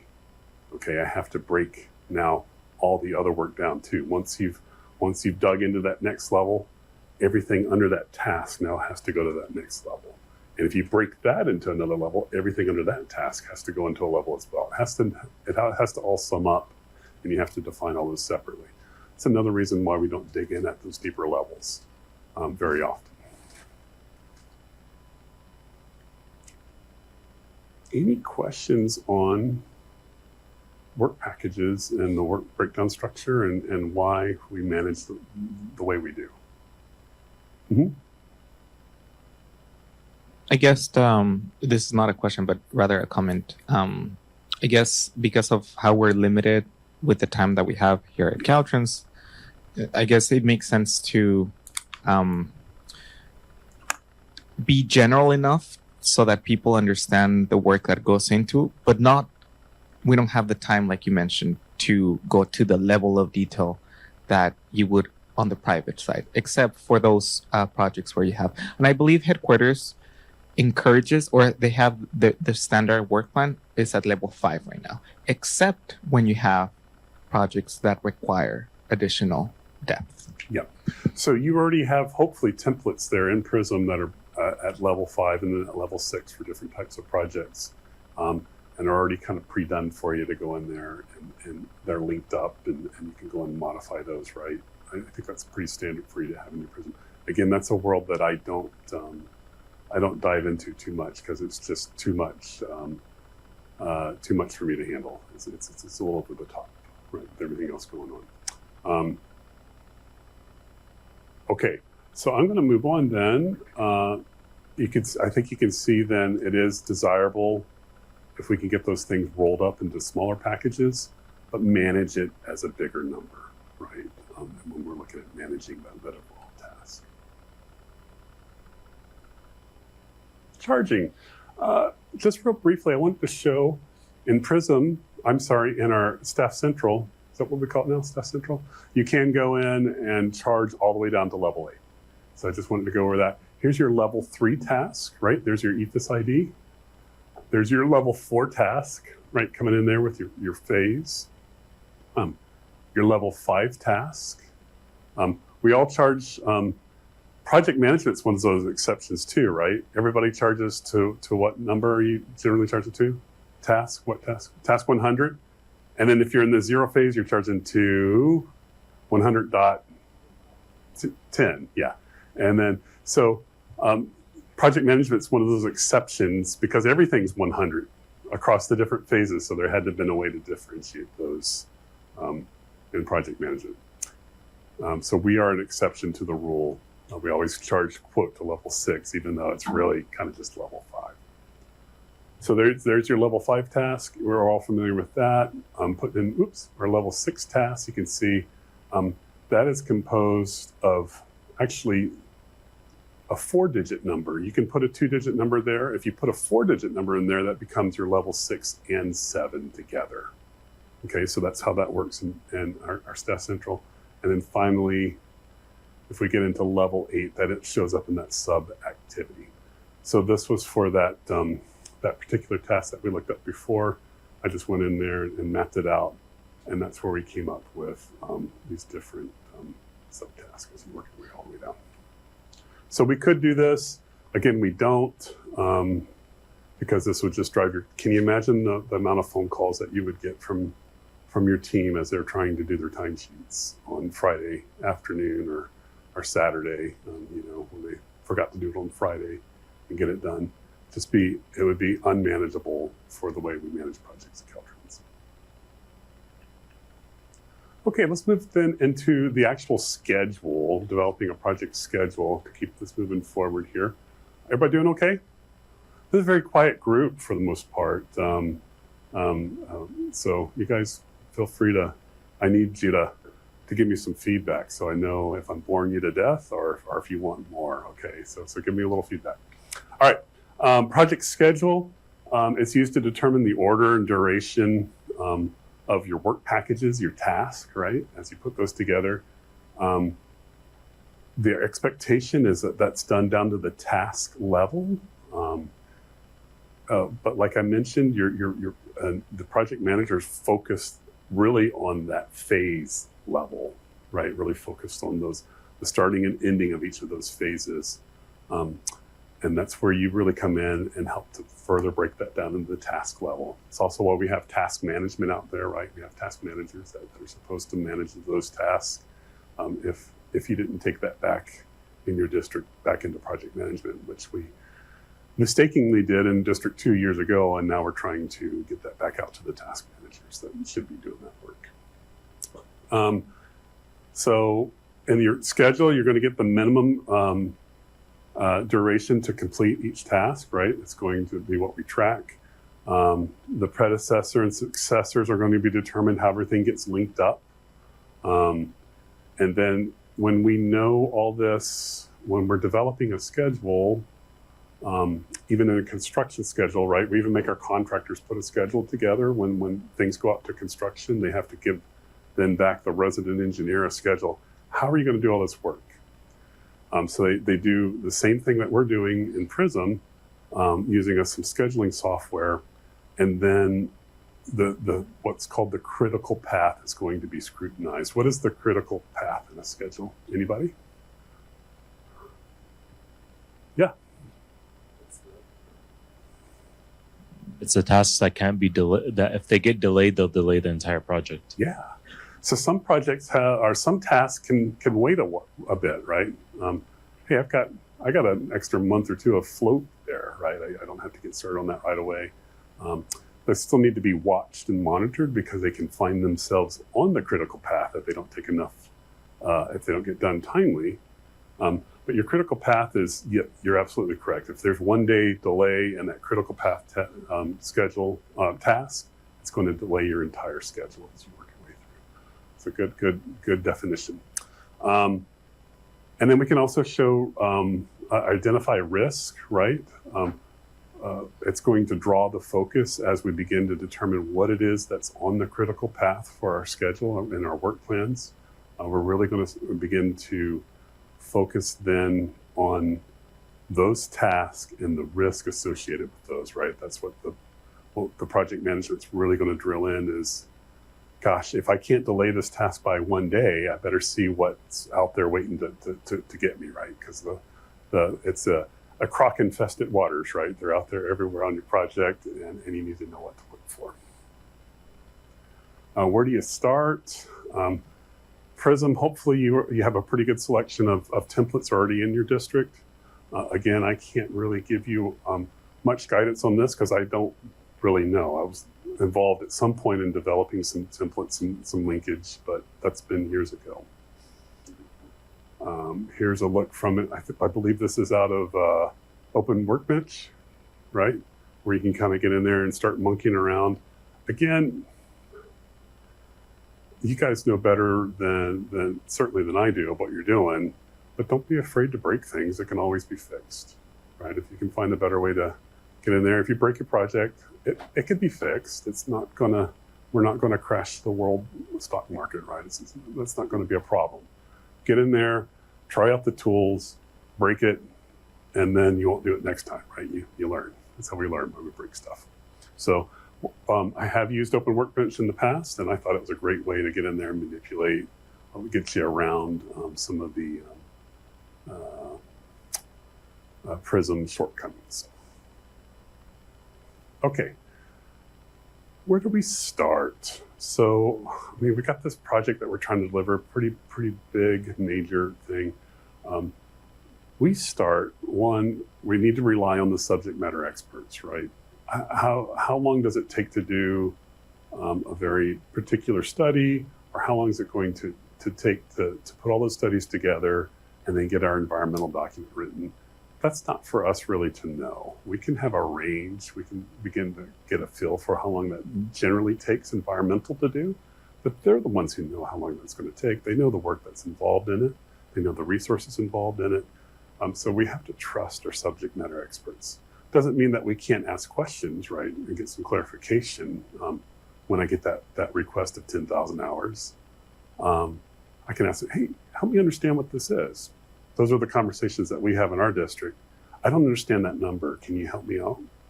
And then you can begin to dive into it. But they are the experts on that, and we have to trust them for that. Another way to start, a good way to start, and we're going to go over this in a minute, is just putting together that milestone-only schedule. These are the major milestones. These are the big ticket items that we want to achieve with our project, and putting that together. Typically, to get to the project report milestone, to get to P&ED, that milestone, which one is it? What's the number? P&ED? Milestone 200. So to get milestone 200, that really 99.99% of the time revolves around how long it takes to go from begin environmental document to the environmental document. So environmental is going to control that. Where do you find that information on how long it's going to take environmental to do that? When you're putting together, let's say, a project initiation report. How does project management find out from environmental how long that's going to take? Yes, in the PAIR, right? The preliminary environmental analysis report. So they'll give you that number. They'll also tell you not only that, they'll tell you here the risk associated with that number, and then they'll tell you here's the resources we need to get you there. And then they'll also tell you on once we achieve P&ED and we begin to work towards design, this is how long we think it's going to take to get our permits. So very critical in that. And then the one phase then generally revolves around how long it takes right away to acquire any acquisitions that we need for the project, right? Whether it be temporary construction easements or new right of way or whatever it is that we need for the project. So we rely on the right of way estimate then to get us that second part of the project, if you will, to get us to RTL. And where does that come? Where do we get that information? Right of way data sheet. Yeah, they give it to us too. It's a very forthcoming with the information. Here it is, and here's what's associated with it. Kind of a nice little breakdown of what they're doing for that money in that time. Okay, critical path for the 3-phase, and this is a little bit different if you're in one of these districts on the southern coast where you can just work year around and then go to the beach after work every day, you know. But in most of the districts, we have a very well-defined construction seasons, right, where we can't be out there working all year round. The snow's falling and birds are migrating, right? Things are happening. And so we have to really divide that construction phase really is how many working days they can get out and how long that project's going to take to complete. All right. So once we kind of have these things, we can begin to put together a project schedule. I think that's going to take us now into the project milestone scheduler then. And this is how most of the project managers are going to look at the schedule. So let me switch over. This file, I believe, just got emailed out. Yeah, so check your email because there was a new version. There was an error in the last one. You're going to want to open up, it's called the scheduler.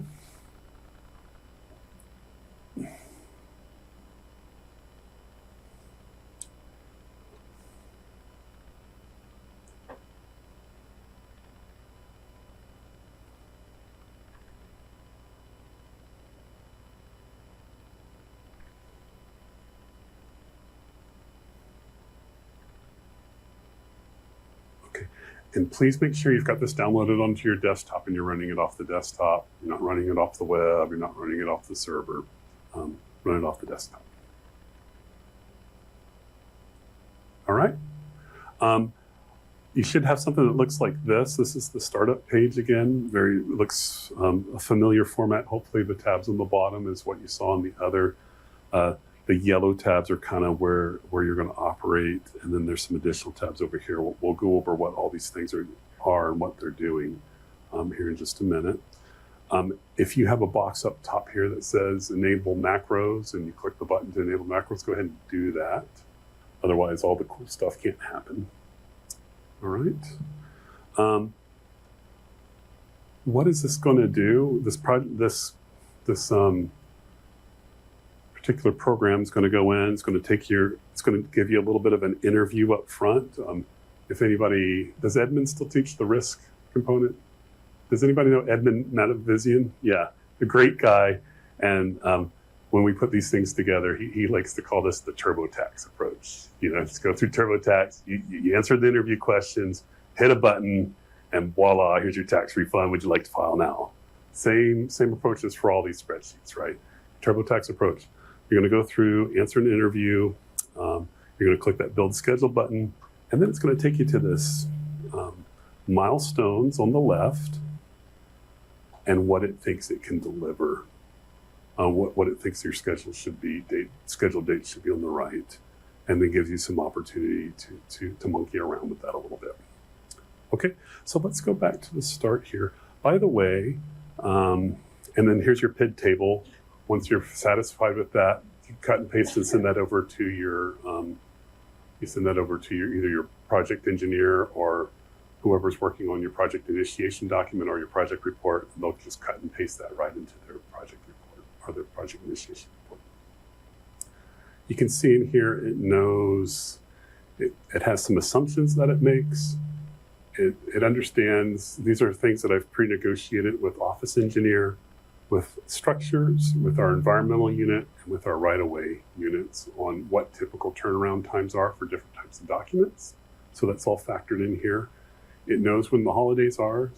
It knows when the CTC meetings are going to be from here on out into the future. At least it thinks it knows. Those are the dates in red. And also when certain documents need to be submitted, like your request for funds, right? So you can get your allocation, your M470. So it's able to guess for those. At the very end of this, if you are that's why I put that enabling job macros is right here in the spreadsheet. So if you need to refer to that, it's here. If you're into any type of computer programming at all, this stuff is super simple to do. And here's a spreadsheet or a sheet that you can go through and it tells you what this particular spreadsheet's doing and what fields are available if you want to build something for yourself, if you're into that kind of stuff. Okay, let's go back then. And I want to use your example. I didn't get your name in the very back. Yes, Malia? Malia, give us the project that you were preparing for the, it was Z03-1 in 650. Okay, so I'm gonna grab Malia's project, put the EA in there, and I'm gonna look up the project information. And we've already seen this fun stuff happen, so it's not quite as exciting the second time here, but there it goes. It did go out there and grab the EFIS ID, and it grabbed the project name. Is this this is a shop major? Yeah. And then the delivery year that you're shooting for What is it? I think it was a 2930. Is that correct? Yeah. So I'm going to put that in there. And then what is your? We said it was about $1.5 million. This is actually in dollars here. This isn't in dollars K. Okay. The next question then that it's going to ask me is this does it have structures or if it's a building project? So I'm going to say no there. Is there a pair completed for it, an environmental pair? So here I would say yes. You're anticipating, I'm guessing, a CECE? Yeah. So you have the different types of environmental. The first, by the way, the first letters are always, let me make this a little bigger. I'm sorry, class.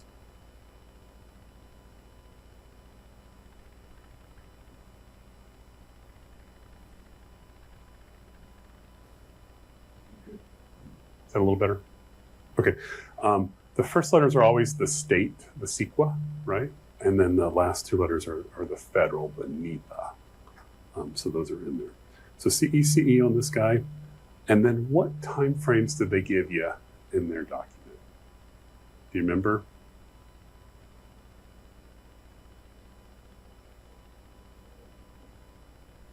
Okay, I'm going to stick with that. This will actually guess. So if you don't have that pair to look at, so let's say they didn't do one, and I'll just show that here. You just answer no, I don't have a pair. And then it's going to ask you, okay, well, what's your environmental document? And I'm going to say, hey, it's a CECE. And then it's going to guess that that's going to take about 12 months. If I go into a higher level document, let's call it an ISEA, then it says, oh, that's probably going to take more like 2 years, just for general estimating purposes up front here. You won't know for sure until you get that pair back, but it's going to take a stab at that. It's also going to take a stab at the permits, typical, easy versus none, to kind of get that back end time frame of how long it takes to turn around the permits to make sure that that does not fall on the critical path. It's going to check for that for you as well, instead of the right of way being the critical path, right? So in this case, I'm just going to stick with the yes, though. I like that answer, 12 months each. Right of way data sheet. It's going to ask, do you have one of those or not? I'm going to do the no example because I know you do have one, and we'll come back to that. So I'm going to say no, and it's going to say, well, just answer a few questions for me here in regard to the, do you need what's your acquisitions looking like? Are there federal lands involved? Is there utility relocations? Is there railroads? And then it's going to pick the critical path of those and return a number back for you. So let's say you had a lot of parcels on this guy, or you're going to think you're going to have to go to combination. It's going to give you a little bit more time to get that done, right? It's going to know. But in this case, we do have one, and I'm guessing they asked for a little bit more time because you had quite a bit of time for design.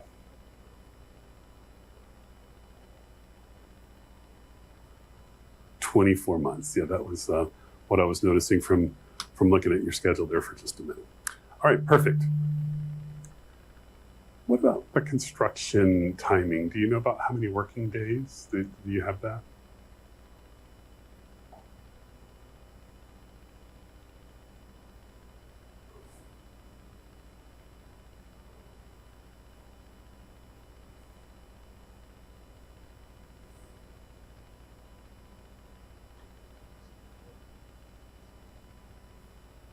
Okay.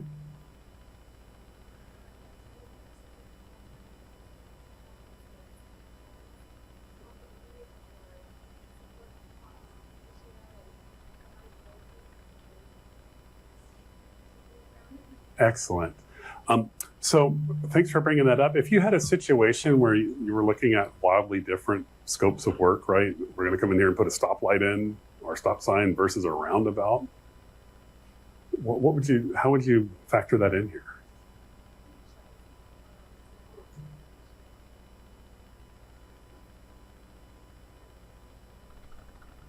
We're trying to keep our support cost ratio a little bit higher, just in case we have to come back, and so we don't have to completely redo the entire project. but we do have a lot of community involvement, and there's a fire station right there. So they want to do like a trip to green and have the light there. So it's really unlikely, but we still had to have planning kind of like allude to the roundabout being a possibility. Yeah. How hard is it to go ahead and prepare a milestone schedule for both options? It's going to take you about an extra minute to do. Okay, so you can give your managers quite a bit of information. Just run another schedule. Just start a new one, run it. Your project manager, consult with them, and you could run. If you have a wildly different option that's going to cost different money and different things, you can still go ahead and then give good information on, gosh, this is our best guess based on that option. Here we go. You tell us what you want us to program, to put into Prism and get in here so we can move the project forward. What's going to be the preferred alternative that we're going to program, right? So that's one of the great values in this. You can have a 2 or 3 minute investment in time and have that information for your managers to take a look at. Okay, 24 months, 65 working days, probably going to be 1 construction season. And now it's going to, I failed to mention, these are going to do it in sections. Here's kind of your general section, right? Your environmental, your right-of-way section. And now we're talking about construction type stuff. So we're down to, do we have any delayed start? In other words, do we have some sort of electrical components that we have to order, or structures or anything like that?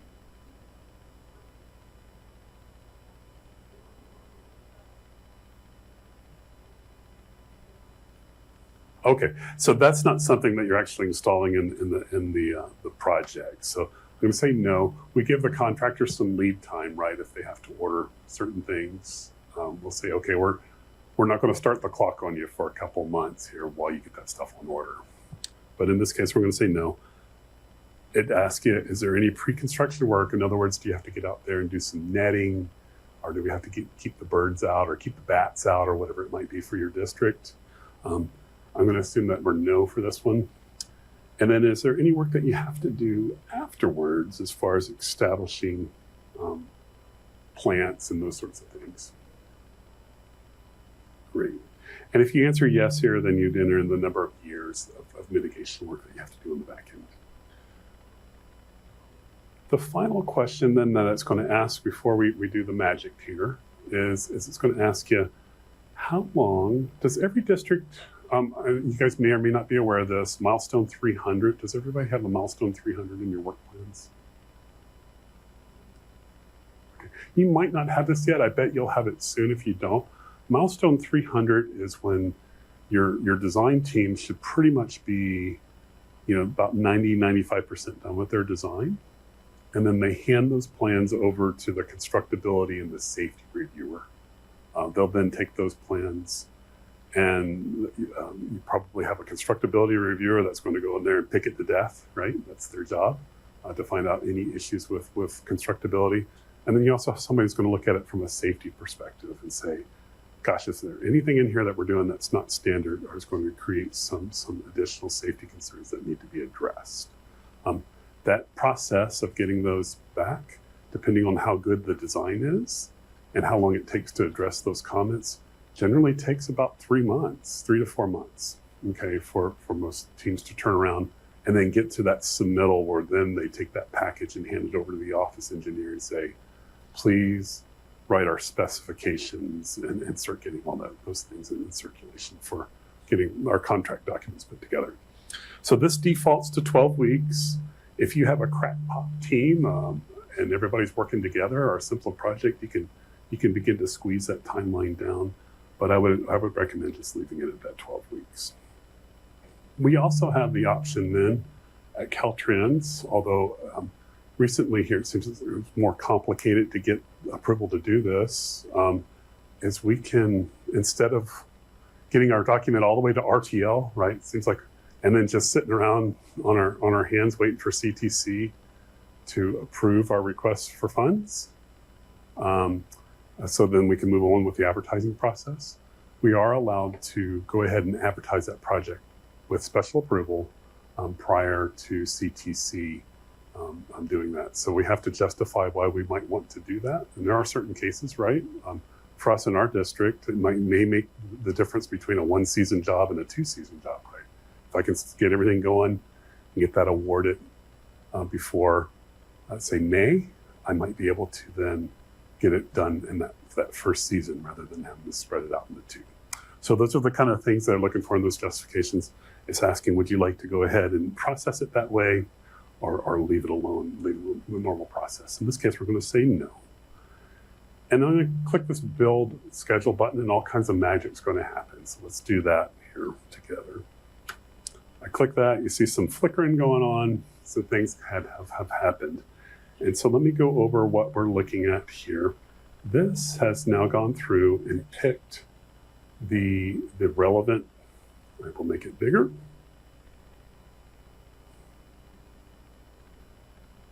Milestones associated with your project.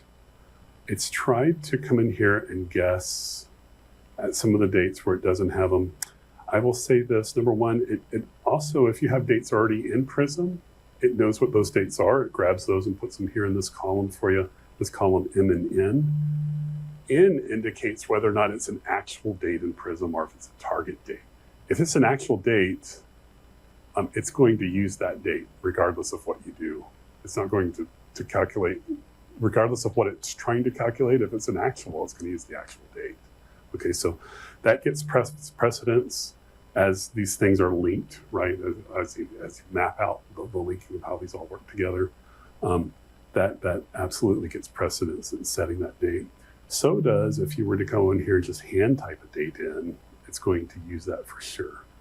This is a last resort because it's going to break all the linkage, right? If you have to come in here and do this.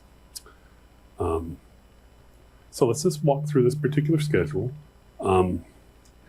It would assume that it knows that you're trying to make the 2026 shop with this. So it thought that you would probably have the PID approved by May 15th of this year. And then that would then be programmed on 3/26, which is the CTC date. It thinks for March, the March meeting of next year. Now, here's some actual dates. You've already finished this PID back on April 18th. So it's going to use that actual date, right? Instead of the one that it tried to calculate, it knows now, hey, we're going to start with that date. Now, you have it scheduled in Prism to go to the CTC vote on 3/19. According to my calculations in the spreadsheet, it thinks that CTC date's actually going to be the following week. So it put it out a different week. It's guessing at when it thinks it's going to be the CTC meeting is for that programming. So it's recommending that you change that. And you see it's highlighted red here because that means it's different than what's currently in Prism. Okay, so anything over here that's highlighted in red means it's different. So now it's going to go through, it's going to assume you're going to kick this project right off on July 1st, which is also what you put in your assumptions. And then it thinks it's going to take about 3 months to get from starting the project to beginning our environmental document. That gives us some time to get the surveys request out for design to kind of dust that off, to do what they have to do, and then prepare that environmental study request to get it over to our environmental groups. It generally takes 3 to 4 months. You've got a very quick schedule in here of just a month, right? It's a very aggressive, which is fine. And moving on through. Our PM likes to put some dates that are a little bit accelerated, knowing that our design team might take a little longer. He accelerates like pretty much the whole schedule, and then that way we're like never missing anything. So it's a little different, but. And that's okay to do. So in that case, if I were working with that PM, I would say, okay, well, we're going to give them a month, which is kind of what you want to do here, right? And interesting enough, if you come in here and start squashing what these timeframes that have been asked for or what are standard for, down on the bottom of the spreadsheet, it's going to say, hey, Mr. PM and project team, there's a risk here. It says the typical duration between your starting the project and getting that ESR request, you shortened it. Make sure you work that out with your team, and don't just assume that they're going to be able to do that, because they're not if you don't get some approval. So anytime you start doing things, scrunching the schedule up, doing some things to change those dates, it's going to give you that little flag. Hey, you're taking a risk here. Make sure you're documenting that. Make sure you're talking to your team.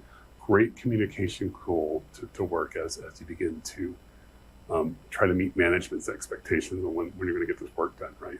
Sometimes they can be overbearing, and we can kind of get that documentation here and know where we're having those risks. All right.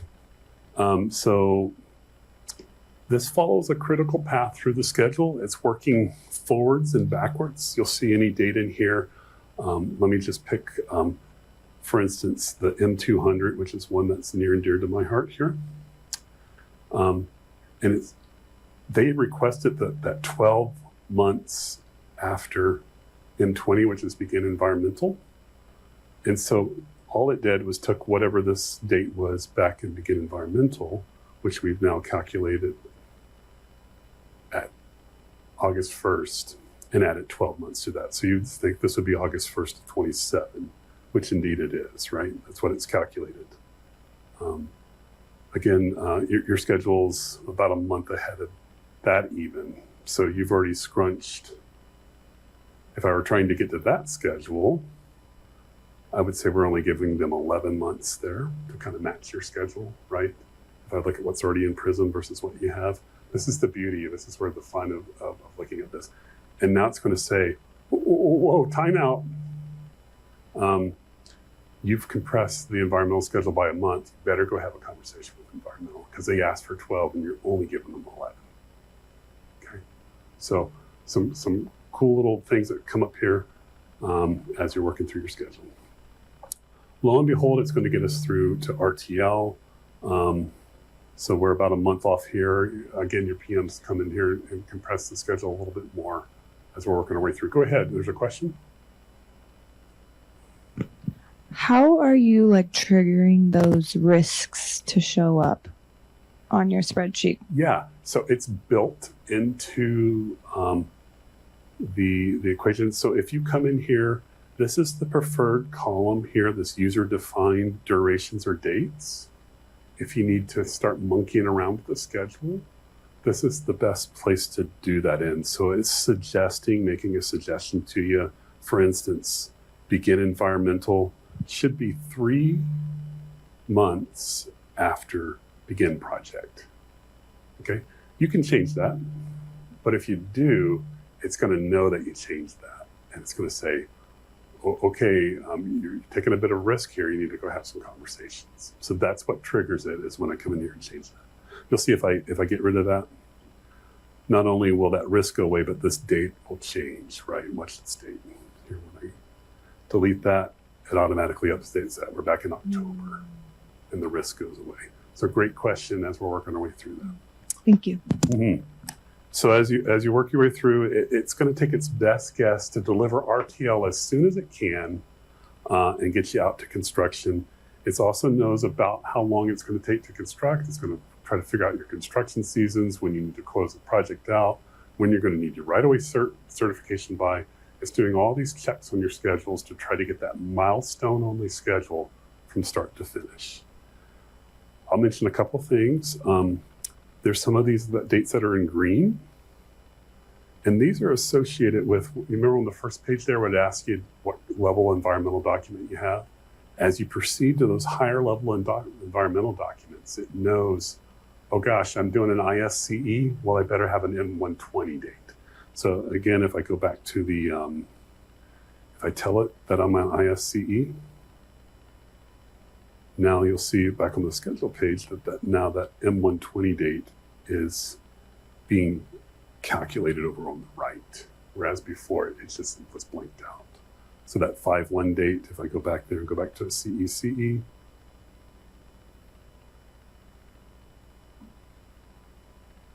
you'll see that it's telling you, hey, I don't need that milestone anymore, right? Okay. That's what that is. There's also some associated with if you have building work or structures work. There's certain milestones that we're not going to carry in the schedule. The other couple of things that it's doing, you see these alerts over to the right. Remember how I said it's going to check and see if you have scheduled something on a weekend or a holiday, or there's a Piccadilly days or some weird thing that the contractors do, and it knows associated with those milestones. If you see an alert over here, it means one of those days have been selected. I'm just going to pick on this one right here, this M225 date, the right-of-way date. It knows, for instance, that particular date's on the weekend. All right. So there's a button up here on the upper right that you click, this recalc button, and it'll go through there and it'll slide those dates just a day at a time until it gets out of the weekend. All right. So no more weekend dates in your Prism work plan, right? You can just go there, click the button, let it run through, and it's going to know. Okay. It also knows when the CTC, the closest CTC vote date is, which would be January 24th of 2030 for this particular project, when you're based on your RTL date, and it's doing some calculations there for you on that as well. There's also some suggestions over here if you are working with your PM to crunch this schedule down. It's going to say, hey, you might want to take a look at this cell and crunch that time down. This is where I would start if I were you. It's trying to give you some advice. Maybe crunch down the M200 date, maybe crunch down the M377 date, the duration rather. And then the yellow, maybe if you need even more time, go look at these. And then if you absolutely need to go there, you can get into this red one. It's some areas where you might want to come in and start crunching on that schedule using these columns here on the left. Over on the right is some very powerful tools to talk with each individual, your major functional units, environmental. You can say, hey, in this case, we're giving design 3 months to get a request to you, so you should get a pretty good request from them. You asked for 12 months to get to an environmental document. We're only giving you 11 here. So let's have that conversation now and talk about risk.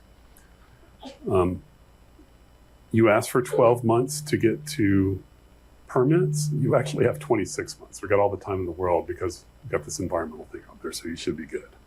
So you got 24 months to do that. And then there is no DED to ED. You can have that same conversation with structures, from their bridge site submittal to their general plans and their plans and quantities, et cetera, et cetera. You can have that same discussion with right-of-way, headquarters office engineer, and also your design team and your district office engineer. Have those discussions. Everybody can look at those critical things that are critical for their functional units and their deliverables, and to know if those timeframes are reasonable or not. Finally, over here on the right, it tells you were shooting for 2930 delivery, and lo and behold, we hit the second quarter of 2930 with the schedule. You get a nice little gold star.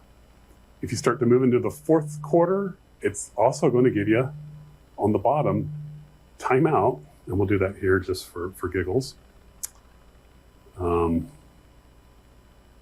Let me just throw a fourth quarter date in here of 5/1 of 30. Oh, it didn't like some things down there. Oh, because I think yeah, that was a long time ago. So it doesn't know what to do with that. Okay, so now it's going to do that. It's going to say RTL's in the fourth quarter, okay? And it's also going to give us this thing that said, hey, you stuck a hard-coded date in there. You probably broke the linkage on this spreadsheet. So it's just going to let you know, be careful with what you're doing here, okay? Again, don't ever be worried about breaking stuff, right? Get out there and break it. It'll let you know, I think you broke me. Why don't you try again, right? And it just takes a minute to go back there and redo it. The end result then of all this is going to be hopefully a schedule that the PDT can agree to. Any dates that you need to change in Prism then will be highlighted in red over here on the right that are different than those. And then you have this nice table that can be cut and pasted right into the project report. 15 minutes left. Okay. Task date. And then we have lunch. Okay, so I don't want to hold you back from that. Any questions on what you're seeing, on how this works, what it's doing? Did you try it yourself on one of your projects and have anything come up? If I want to use this to like revise a project that's like already like halfway through, like how can I do that? Yeah. So just come through and do the same thing. Just walk through it. And then when you get here, and so we're kind of here with this project that we're looking at right now, right? It knows what's already in Prism. So does it automatically, if there's an actual date, does it automatically put it in the calculation? Like the actual? So here's the order here in the quick instructions and notes. It lets you know.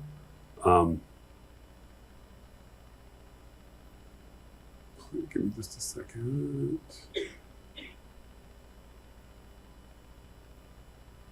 Okay, it says make any desired edits to the yellow field and click recalc, right? Or you can do it on the start here page if you want to really kind of start over. It says,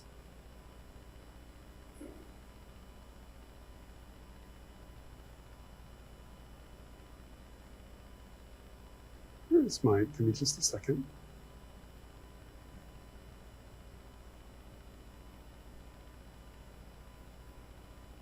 Okay, so this note number 5 at the top tells you that this column P date, that's the final calculated date, that's the one that you're trying to get to. First, it's going to use, if I put in a user inputted date, it's going to use that. Second, it's going to use an actual date from Prism. And then thirdly, it's going to use this calculated date that it's going through this process of trying to calculate that date for you.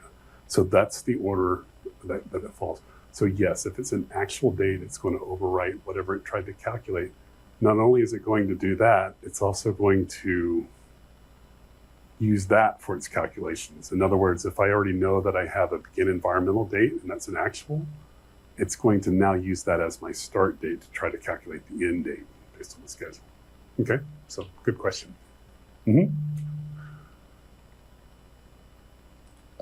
Obviously, both of the worksheets that you provided are tremendous tools. I'm just really wondering how much effort took to develop these tools. Because, like I said, in District 7, we have something similar. It took a while to develop.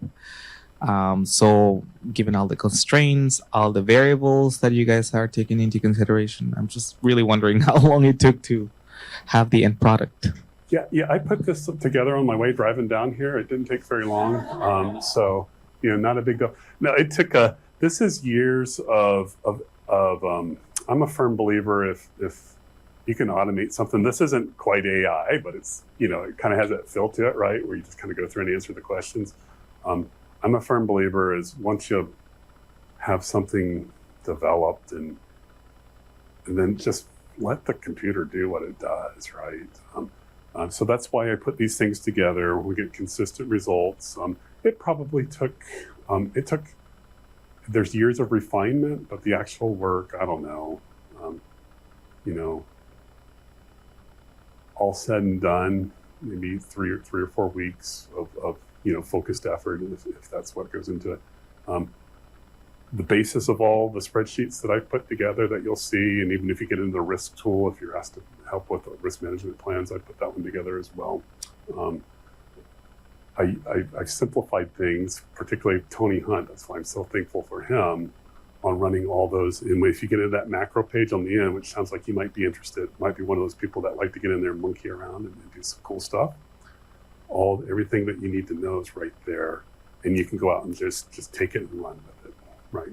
So, good question. So probably about a month's worth of time on my part, maybe more. I don't know, and just lots of experience and conversations.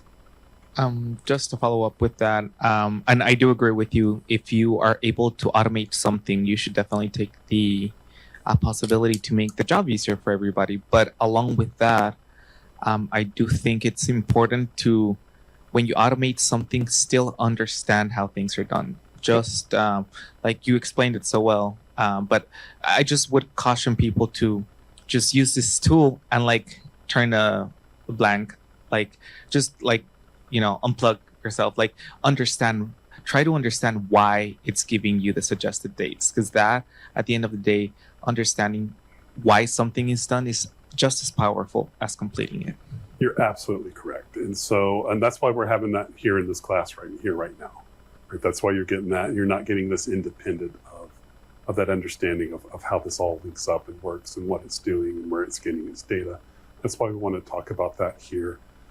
I had a professor in college who actually wrote, this was a long time ago, but there was a structural analysis software called GT Strudel. And this guy wrote the whole thing, right? Worldwide, there was nothing like it on the market. In fact, we had a monitor that we ran it on in our computer lab that had to be big enough so you could see the big matrix seal and all the calculations that it was running. That I had knobs that you'd have to adjust for the gravitational pull of the Earth, depending on where you were, so it would be coming with a clear legibility, right? And all he did in both of the classes that I took from him is he would use some very salty language just on how stupid computers are and people putting things in, garbage out, and having no idea of what it is, what it's doing. So that's why I think it's important for you to understand. That's why we're spending the time now to understand what this is doing, how this all works out, and how it moves forward. It's a good point.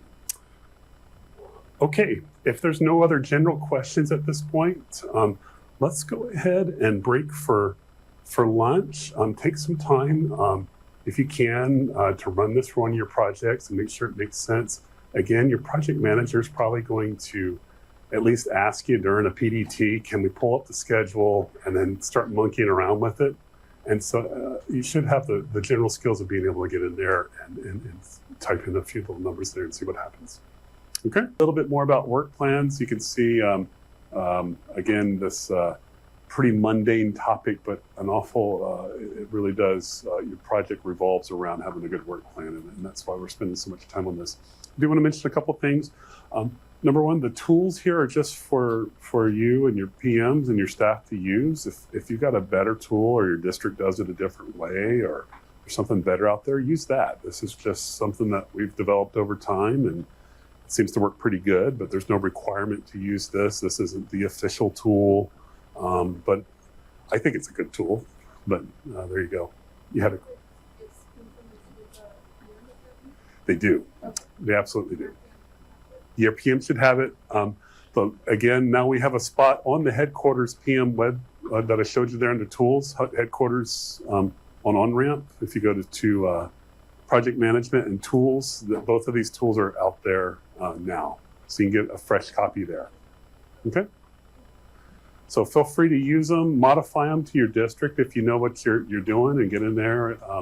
If your typical turnaround times are different than what's shown in the tool, go in there and change it for your district, right? So find somebody who knows what the heck they're doing and just get them to do it. And again, they're just there to help you and give you some power to be able to create these and understand it. Okay, let's jump into a little bit more about developing a work plan. I got about an hour left with you guys. So we'll get going on this. We already talked about the different components that went into this. I think we're all starting to get a better feel for what makes these things up. I want to talk a little bit about task durations for building a schedule. What's the, and we've already mentioned this, the person who's going to know that is the person who's doing the work, right? That functional matter expert. Now, there are ways, we have tools, and you're going to get a great presentation tomorrow from Tony Hunt on the project reporting system, where we can go in and say, gosh, it normally takes about this long, right? It normally takes 6.2 weeks to 12.9 weeks, right? We could come have those numbers. We've got the data for that. There's a way to resource that. We're going to talk a little bit about that here if we get to it at the very end. But in general, you got to really rely on the rest of your teams, the people that are actually doing the work. So there is an art as you're having those conversations with folks to try to understand what it is they're asking for and why. But in the end, we really need to rely on the subject matter experts and ask questions on to clearly identify and get agreement on what's a risk versus what's actually needs to be put into the work plan. As we're working our way through estimates, the best way to get an estimate back resource wise, even construction cost wise, is really the bottoms up estimating. There is some tools that have been provided to the other functional units through the Cost Estimating Improvement Initiative. You also have access to those through the project management website if you go to CEII. And that'll take you there and show you what those do. Remember when I was saying it breaks those down into very small tasks and then rolls those up? Those tools are available for everybody to use. They may or may not use them. There's no requirement for anyone to use them. But you could in your district, if your project management office decides, they could make those things a requirement so you can kind of get a better understanding of those resources. The best way to get an estimate, though, is to build one of those from the ground up every time, industry-wide. That's the best way to get arrive at a resource estimate and also a schedule estimate. We utilize expert judgment. There's a cool way to do a very quick statistical analysis. It's called a PERT. Anybody heard that term before? PERT. So it's just you take the most likely number, multiply it by 4, take the worst case number, add that in, the best case number, add that in, and divide by 6, right? Very simple statistical model to run to kind of incorporate those outliers. There's historical norms. We're going to talk about that here a little bit later, and then looking at production rates. When do we develop that? Of course, we said really right at that critical timeline of the PID. Hopefully in your district, there is a 60% circulation of the project initiation report. Is that universal? Are those project reports going out at 60%? At that time, not only is the PID writer, whoever that might be, if you have an advanced planning group that's doing that or a design group, they should also not only be requesting folks' comments back on that document, but they should be requesting then hours, right? Resource hours that they go there. Project management should have their foot in the door there, and they should have consulted with the whoever's writing the PID and make sure that they clearly have defined the scope so that what's being sent out at 60% makes sense to everybody. Hopefully, project management's already developed a milestone schedule, right? So those conversations we had, what we just did, and hopefully they've already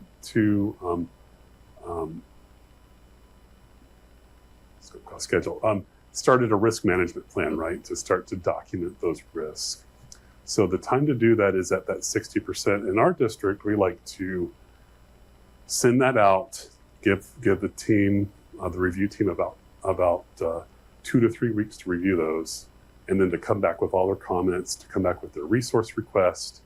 And then we have a big, we haven't done it in a while, but we usually have a kind of a shut everybody in a room and we go through those resources, right? We really hit on those and just have that discovery time of, gosh, that's really a risk. I hear you, I hear what you're saying, but we're going to document that as a risk and set that aside in the risk management plan, and I'm not going to resource you for that. I'm not going to give you time in the schedule of that. If the risk occurs, we'll go ahead and do the change control documentation necessary to get you that money or that time that you need to do something. But we're not going to resource you for that up front. So that hopefully those things are taking place at that 60% PID, and then you're kind of working your way then into that final funding table that we did and schedule at 90%, and then the project and the risk management plan and the project management portion of that is done.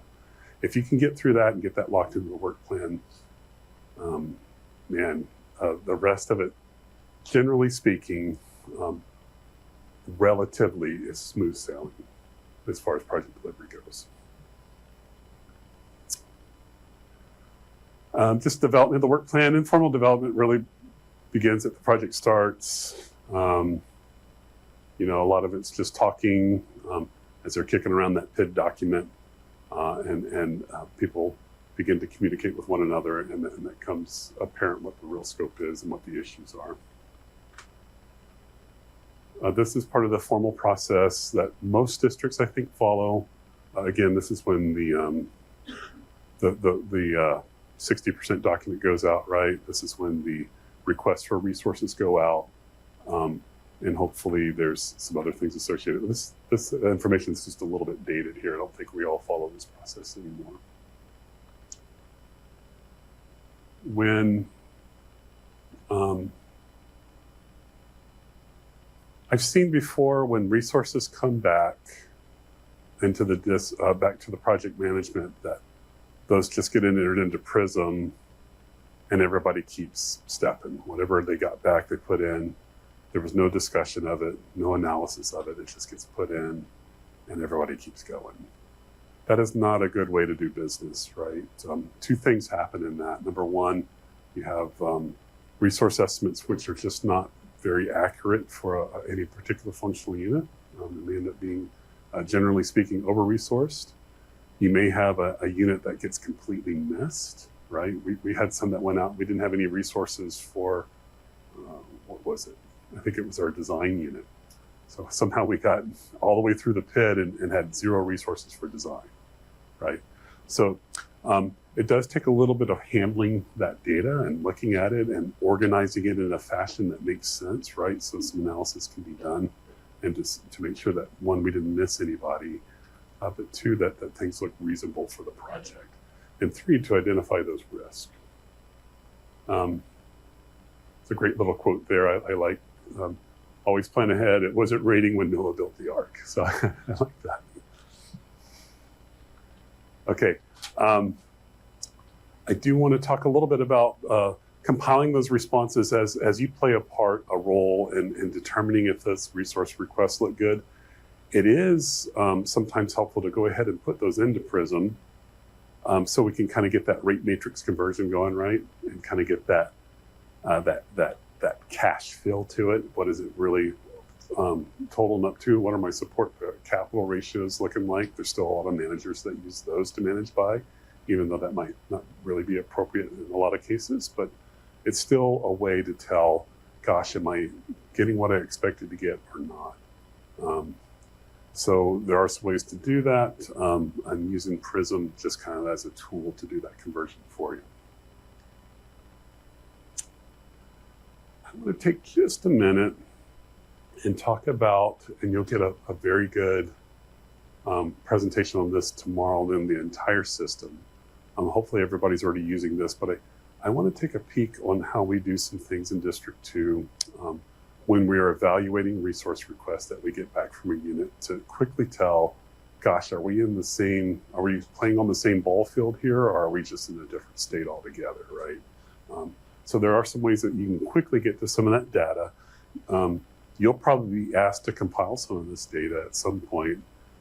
I am trying to develop another spreadsheet that'll help you get some of this stuff going, but it just, my time has just been too limited, so apologize for that. So I'm going to break out of this. I do want to jump into, you could follow that link there. I'm just going to go to it from, I just typed Proj report here on RAMP. Has everybody been to this yet? Yeah, so a great tool. Again, Tony and his team will be here tomorrow to talk all about this. But I want to hone in on here. And I want to hone in on the report section. And I want to go to the historical work plan expenditures. Okay, so you might want to navigate there and follow along.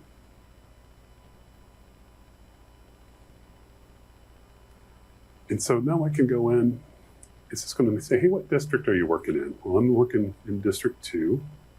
What kind of a project are you working on? Well, I'm working on a paving project. It's a CAP-M, so I'm going to select this 121 here for myself.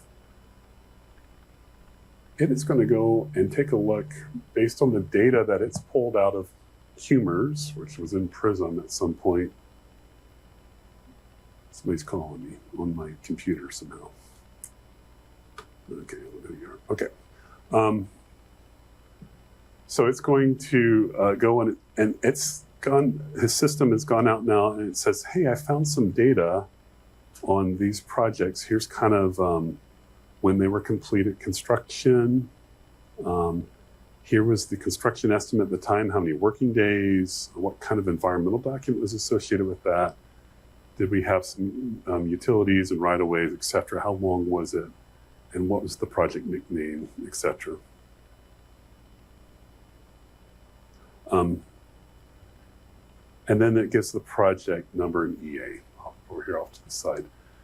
So at this point, then I can go through and do a quick analysis.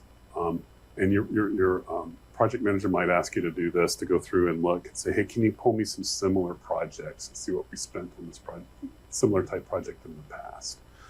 So for me, let's just say I'm talking about it somewhere, maybe an $8 million CAP-M project. Here's what I'm looking at, right?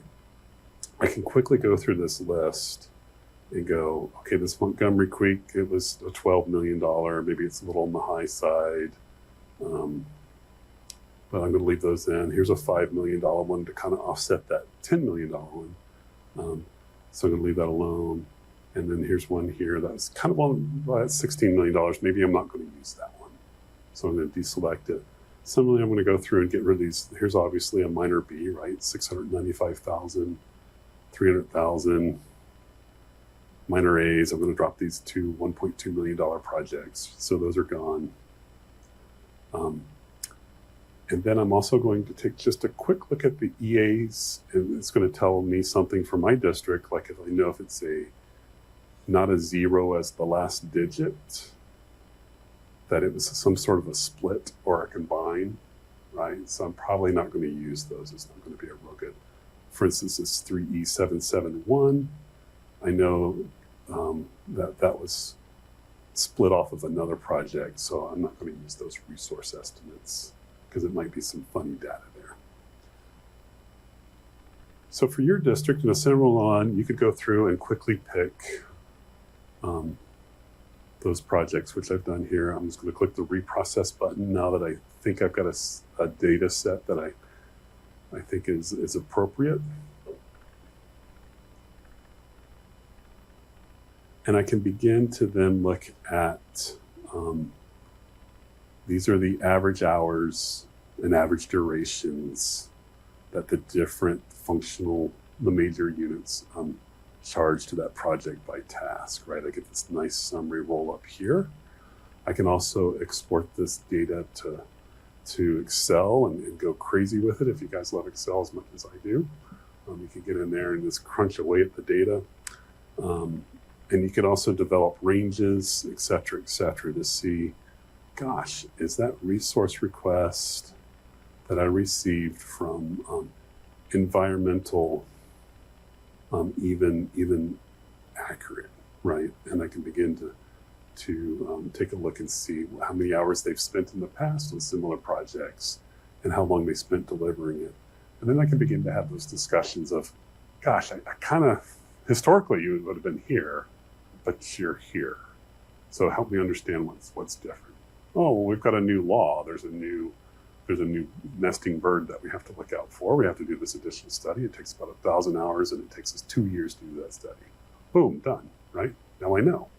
And now when management asks your project manager, as they're trying to get this project initiation report approved, hey, why is it so much? Oh, well, because they've got this, so you've got the answer, right? So this really helps to answer a lot of those questions of why it would be different than what we were expecting to see. So I know I went through that really quickly. Again, I'm hoping to develop a tool on that so we can begin. I like to see a range personally, and I like to see an average in that range, right? And then I like to, there is a shortcoming in this. It doesn't account for if there's an A&E contract on the job, the hours aren't going to show up here. So you might get into a project and go, well, gosh, construction, you guys normally, you only charge like a couple hundred hours for a project like this. And it's going to completely miss the fact that we did all that inspection work like we paid through an A&E contractor to do. So just keep that in mind. There's other ways to drill down and get that data. Tony will go over that with you tomorrow.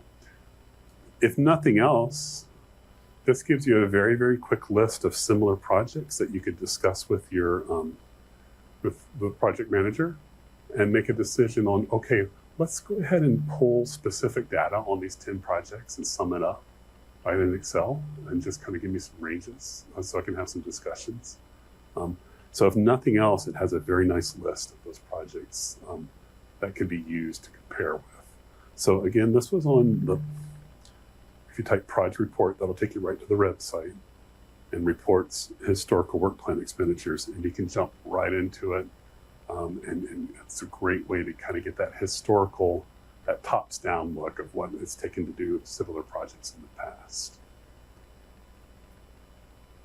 All right, everybody get in there and mess around a little bit? Kind of cool stuff. You can export, like I said, you can export to Excel, you can sort, depending on what your Excel skills are, you can get in there and very quickly come up with some ranges and some things that make sense.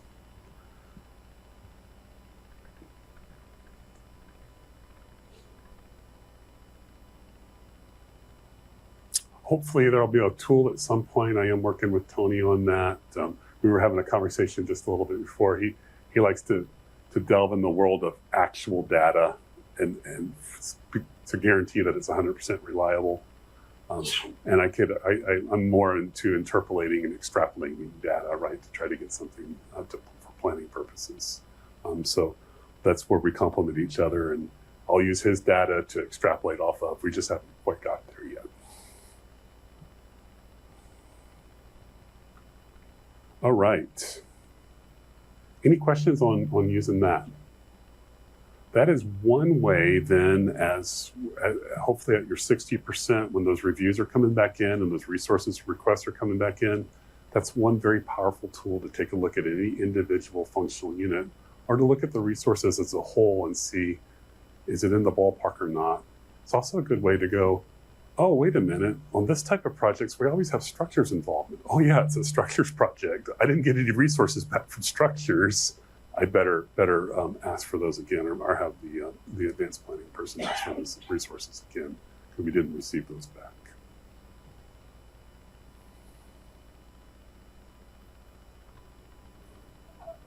Yeah.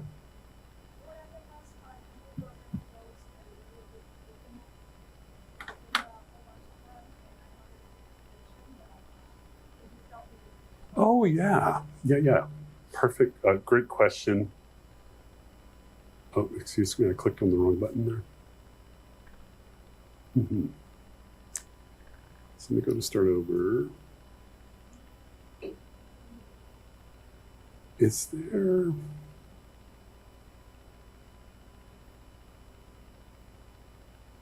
I mean, I could go through them and tell, but there's lists out there under asset management, has all of these listed. Also shop management on the headquarters. You know, I just know them because I touch them all the time, but you know, 010 is your safety projects. 015 is your preventative kind of safety projects, right? 110, 111, 112, 113, and 119 are all different bridge programs. 120 is rehab, 121 is CAPM, 122 is dead now, I think, but it used to be a preventative CAPM work. So you can go through. 151 is drainage, 235 is facilities.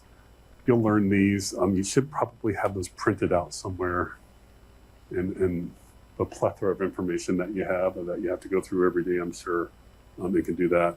Or you can find it there pretty quickly on either under asset management or shop management on the web page. Mm-hmm.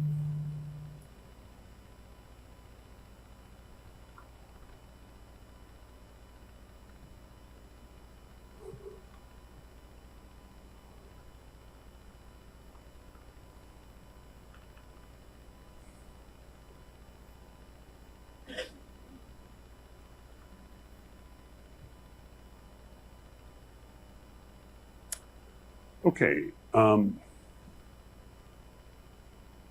me skip through this.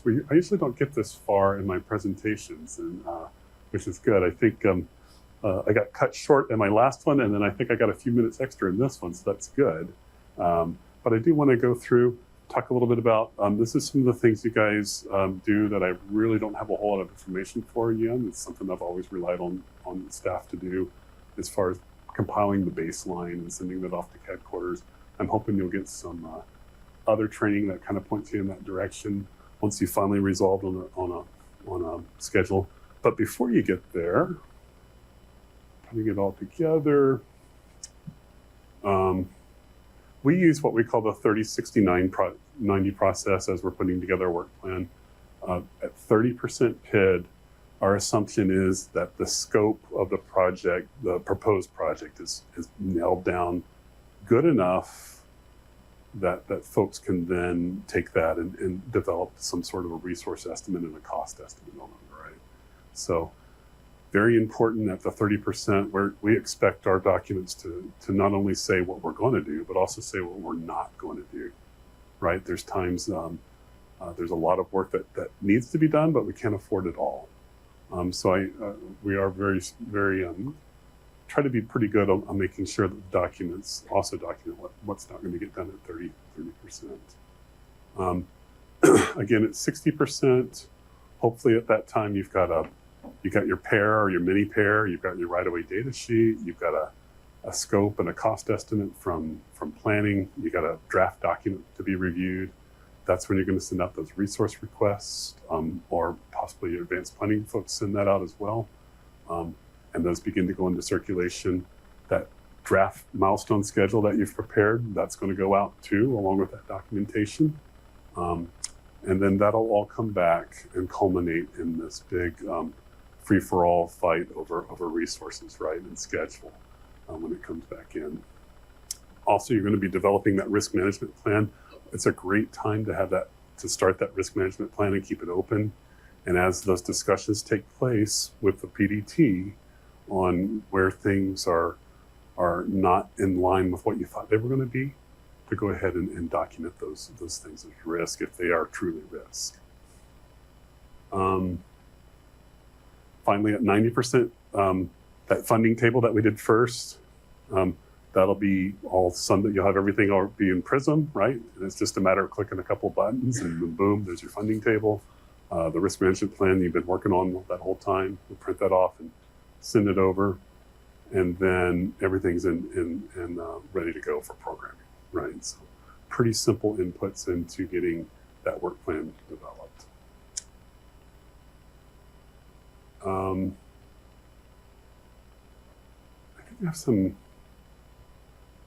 I do have some, what's in it for me, why go through this longer process of getting it done? Why do all this during the PID, right? We've got enough work to do during project delivery than to get our foot into the PID process and really kind of muck around in that arena. So here's my thoughts on it. If you get into that arena, if you spend some time in there, it's going to put you in the driver's seat on what you're going to get as far as delivering a project, right? We set those programming commitments are set at the PID all the way through construction. And if you didn't have any say-so in it, if you didn't have a chance to look at it, if you didn't have a chance to go, gosh, that's not right, or we forgot that, or we didn't look into this, or I don't understand that, you're no longer in the driver's seat. You're just taking something that somebody else has put out and you're being expected to deliver it. That's a terrible place to be, right? So this is where I really encourage, and particularly the PMs, to get their foot in the door and really take that initiative and get in there. But they're not going to be able to do that without your help as well, getting some of this documentation prepared for them. We've talked about that, saving time in the end, making sure you got the right staff in the right places when you need them, right?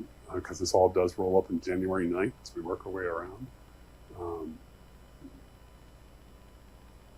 I think it does require some investment from the PDT into your project. This gives you the opportunity to be open and upfront, communicate well, right? To really build a vested interest across the whole PDT and the project and the work plan that we're looking at. and a desire to keep that. It also identifies those risks, right? We get those risks listed, and those risks not only go into the risk register, but they go into the risk management plan, which rolls all the way up into the document, and it goes all the way up to the CTC. And when we approach the CTC, when a risk occurs, their first question is, did you foresee this, or is this just a straight up surprise to you, Caltrans?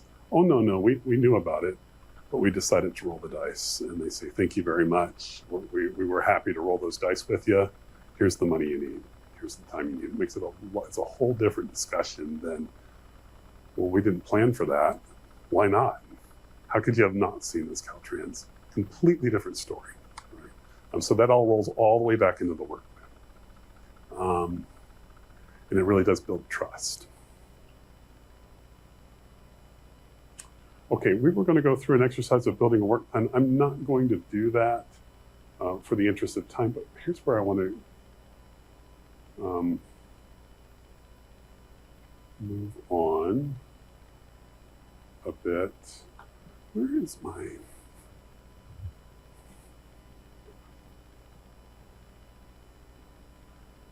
Forgive me for just a minute. I want to flip through this.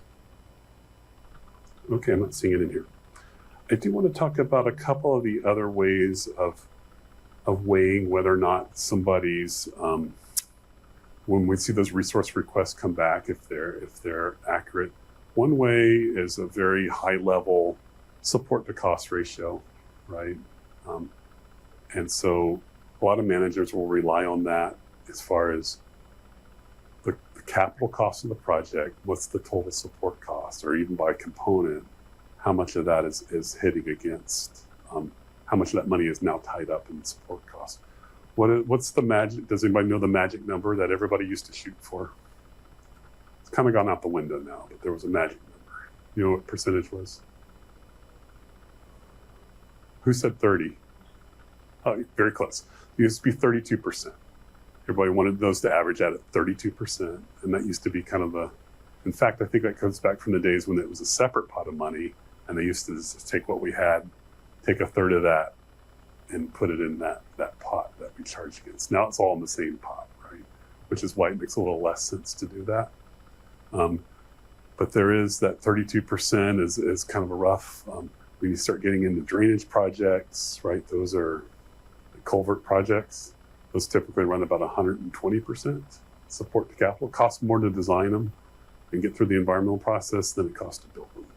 Okay, you start getting into capital maintenance projects where you're just going out there and really just putting down a layer of asphalt and kind of in and out. Those might even get down as low as like 17%, right? Some of those can get pretty low. So some folks can use that percentage tools. You can very quickly, it's already given to you when you have the funding table, right?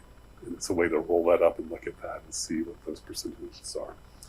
Another way to look at hours is how many hours does Caltrans assume is a person year, a person working for a whole year? Yeah, 1,768 hours, or 58, depending on who you're talking to, admin or accounting, right? So, 1758. You can take then another discussion that your PM might have, or that you could have with some of these resource requests that you're getting back.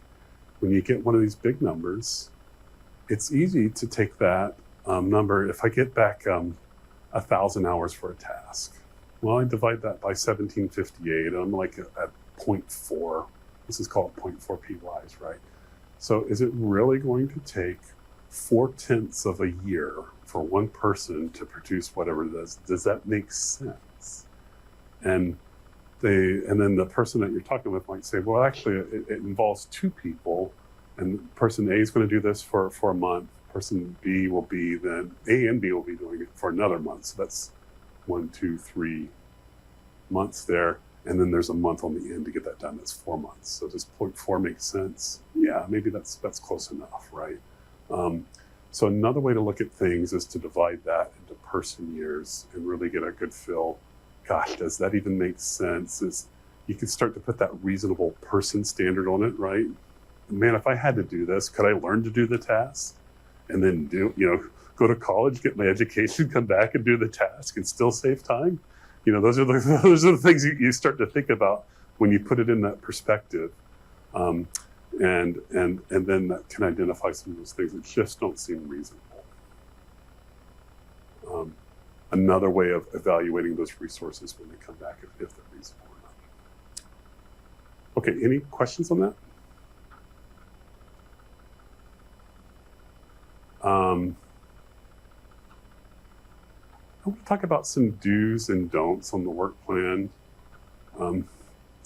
Number one, I got smiley and frowny faces on these. These are pretty cool, huh? Little bullets.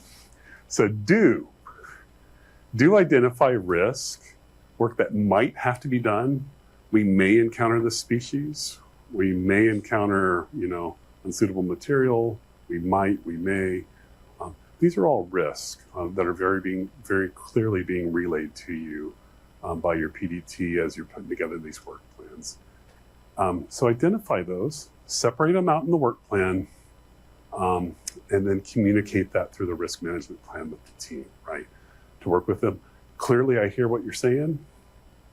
Unfortunately, I don't have the money just to give it to you up front, but I will get you the money if you need it, right? And then I encourage then it kind of goes with the last risk here then.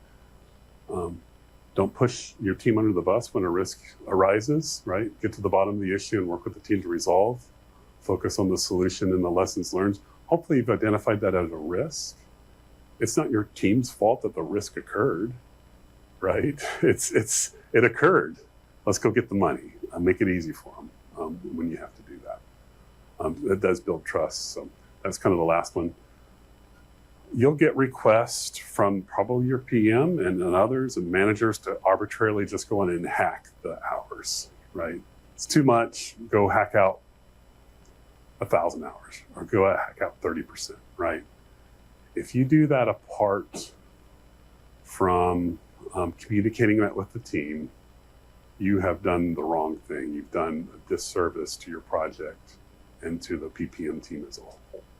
Okay, we got to build trust here with our teams. Now, sometimes we're going to get called to do that, and I've actually called staff unfortunately, at the end of our 2024 cycle, we couldn't afford to deliver all our performance objectives in the shop. And I had to go in there and arbitrarily hack some things, doing exactly what I said don't do. But before I did that, I called all of the division that we were going to hack and told them, we've got to hack your resources. We're going to go back and work out with your team, identify those risks. And maybe it's a project management risk. Maybe the risk is something that showed up in some of the risk management plans was that for this project, they requested this schedule and they requested this time. We only gave them this for these reasons. We thought it was a reasonable risk given historic schedules and time. And I put that right in the risk management plan. That was a risk that we were taking as project managers. And I let the team know that and said, hey, if it comes to it, you need those hours, we're going to go get them for you. But for now, I'm just going to have to do it. So not the best way to do that, have that conversation, but still better than just hacking them and pretending like that's what they asked for to begin with, right? So don't ever do that. Yes.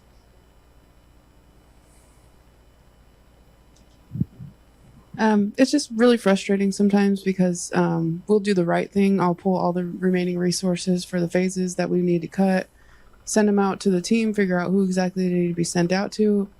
No responses. Follow up, no responses. I'll get like a few people, and it's like, what do we do then, Yeah. So. And this is something I can encourage you to, and be the initiator, be the bigger person, be the communicator. That's what we get paid to do, is communicate well in project management. That's what we are. We're communicators. Pick up that phone or walk over and see them, right? We're about to have that opportunity again. I know that's upsetting to a lot of folks, but I'm excited about it. I did all of my project management time. I was never at my desk. I was always walking to somebody else's desk and having that quick conversation, getting it resolved right there. Make that phone call, make that email for me as a last resort. In fact, I'm ashamed to say I was out for a couple of weeks in some training and a vacation, and I'm 905 emails this morning when I left behind, right? I mean, just in 2 weeks' time, and that's been me spending this last week going through them. I'm still 900 in the hole, right? So to me, email, that's not fair to say, hey, I emailed you. If you do have to go through there and do that, pick up that phone and give them that courtesy call, or go by and see them if you can. In the end, if it's something real simple, like you're closing out the phase and it's the end anyway, you're just going to zero everything out, that's a give me, right? But if you're going to go in there and start changing people's resources that they fought hard to get in there to begin with, make sure they know about it. Okay. So good question. And at some point, you just have to decide to move forward, right? If it's just total crickets across the board, you got to do what you got to do and move on. So good question. Keep your work plan up to date. Don't wait for those January 9th polls. Don't wait for the quarterly status meetings coming up. I guess I better go in there and take a look, right? Stay on top of those changes as they come up, and then those adjustments that need to be made. If you see you've got error reports and everything that you can run on those things, right? If you see a particular unit is really getting it on, and overrun their resources, right? Gosh, they're down to 0 ETC and they're 500 hours over what we originally resourced them. Let your PM know. Pick up that phone, make a call, say, hey, what's going on here? And find out what that situation is and make those corrections to your work plan so that the change control documents can happen to go get those dollars or scheduled time that we need. Everybody's looking like they're getting antsy. Are we getting close to the hour? No, I still got 17 minutes. Okay. So these are some of the do's and don'ts. Baselines, again, I'm not going to try to teach you anything on baselines because you guys know better than I do. Monitoring and controlling. I do want to talk a little bit about source documents and where the best data is. For anything that hits the California Transportation Commission, this is your official documentation for your programming for your project, that is going to show up in CTIPs, okay? So that is the controlling document, that is the source document. If anything else says something different than what it says in CTIPs, the other document is wrong, CTIPs is right, okay? So that is your document. Now, why might you see, let's say your budget in CTIPs for your P&ED phase shows up as $850,000, but when I go to PRS or somewhere else, it's showing that it's not 850, it's $1 million. Why would that be? Huh? G12, yeah. So a G12 does not change the programming of your document. So CTC doesn't see that G12. The G12 is a resolution that says, hey, Caltrans, this little bit of money here, we're just going to delegate that to you. If you guys need an extra couple $100,000, go for it. We don't even want to know about it. And they won't know about it because it won't show up in CTIPs, right? So that might be a reason that those documents are a little bit different. The good thing about PRS, and you'll see that tomorrow, is Tony's software is able to go in there and pick that out and go, oh, there was a G12. And you'll know. Uh-huh.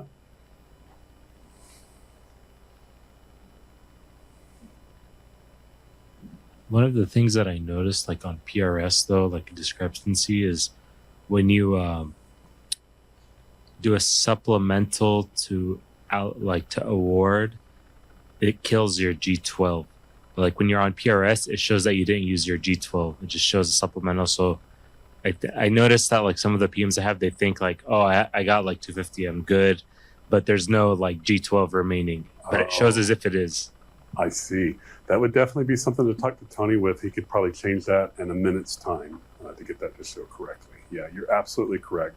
Once you've processed a supplemental request, G12's out the window. Now, CTC says, we're going to control all of this. If you need more money, you're going to have to come back and ask for another thing. Current project budget and expenditure, I use this fairly often. They just changed our whole enterprise AMS Advantage, right? So I hate the new one, but that's okay. I can still get to the data quickly. This is a report code that I use all the time, BQ69LV1. It used to be BQ94.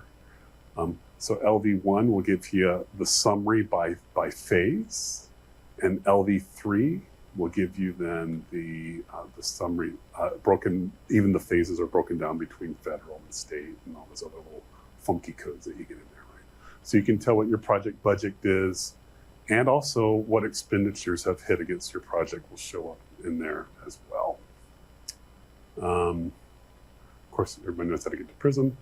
And then kind of the one-stop shop that rolls all this together in a very good fashion is the project reporting system, which we kind of went into earlier and we'll get tomorrow. Mm-hmm. Yeah, so if you're in AMS Advantage and you type in reporting code at the top, BQ69LV1, the LV1 is going to have, by phase, it's going to sum up the total budget. It's going to sum up the total expenditures for that project by phase. If you go to LV3, it's going to break that. Let's say you were looking at the 0 phase. It's going to further break it down between how much of that is hitting the state, how much of that's hitting the federal, were there any supplementals, what happened over fiscal year. Sometimes things carry over, and I have some in this fiscal year, some in that fiscal year. As a project manager, I generally don't care about that. I just want to know what my budget is and have over expended it or not, right? So I always refer to the LV1, but the LV3 definitely has more detailed information. Oh, I was just going to point out that they changed the AMS Advantage. It's a CGI now. Okay, The CGI Advantage. Perfect. The codes are the same, I think. What's that? I think the codes are the same, like the budget level and. The code did change, but that's the new code with the wrong. You're right. It's CGI Advantage, not AMS. Yeah. But that's the correct code that you would run on CGI Advantage. Thank you. Yeah. Always room for improvement, right? Okay.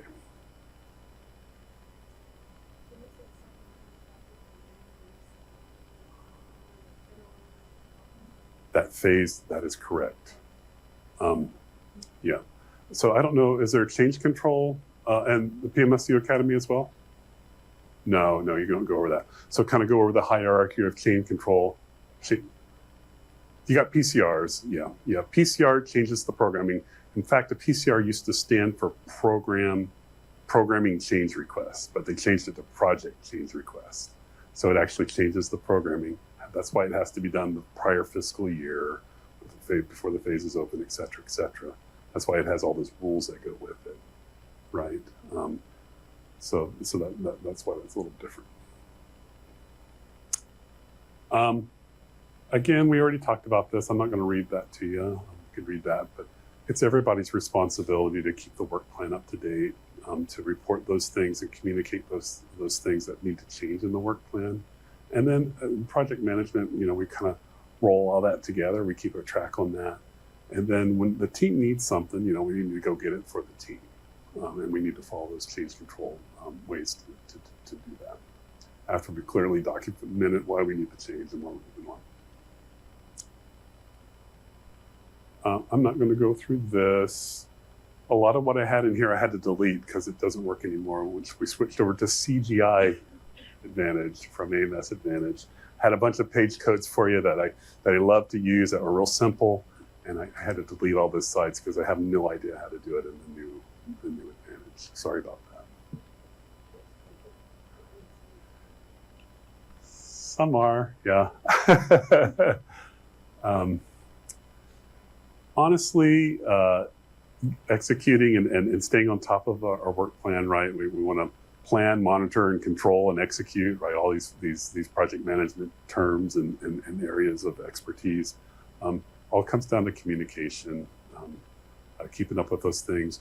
When you see something in the work plan going sideways, and then you're at a PDT taking notes or working with the team, that's a great time to bring that up and say, hey, I noticed, Bob, you guys are out of hours, and in fact, you've overexpended what we resourced you for. Can you tell me how many you're going to need or what's going on? You might want to have that conversation with your project manager first, but those conversations need to be had. Your project manager's not necessarily going to notice those things as they're working their way through, right? They're just trying to look at that big zero phase number. And so they're going to miss some of those cues that something might be going sideways in your project. Managing plans. Nice quote from Taylor Swift, our modern day philosopher there. Just because you make a good plan doesn't mean that's what's going to happen, and that is true. Sometimes the stuff hits the fan, right, and we do have to completely come out and do that. That's okay. That's going to happen from time to time. We just need to try to stay on top of it as much as we can, keep from getting completely sideways. All right. Talk about making adjustments. Like I said, it's within the full purview of the project manager to make changes and project management team to make changes within a phase. That means any of those task dates that can slide back and forth and still meet that major milestone date. We can do that. If you need to move hours and resources from one unit or one task to another, we can do that. The stopping line is the phase, right? That zero phase has a start and an end date, and it has a phase. I can't move things from zero phase to one phase. I can't get outside of those bounds of the phase, that level 4 task. That's what you're stuck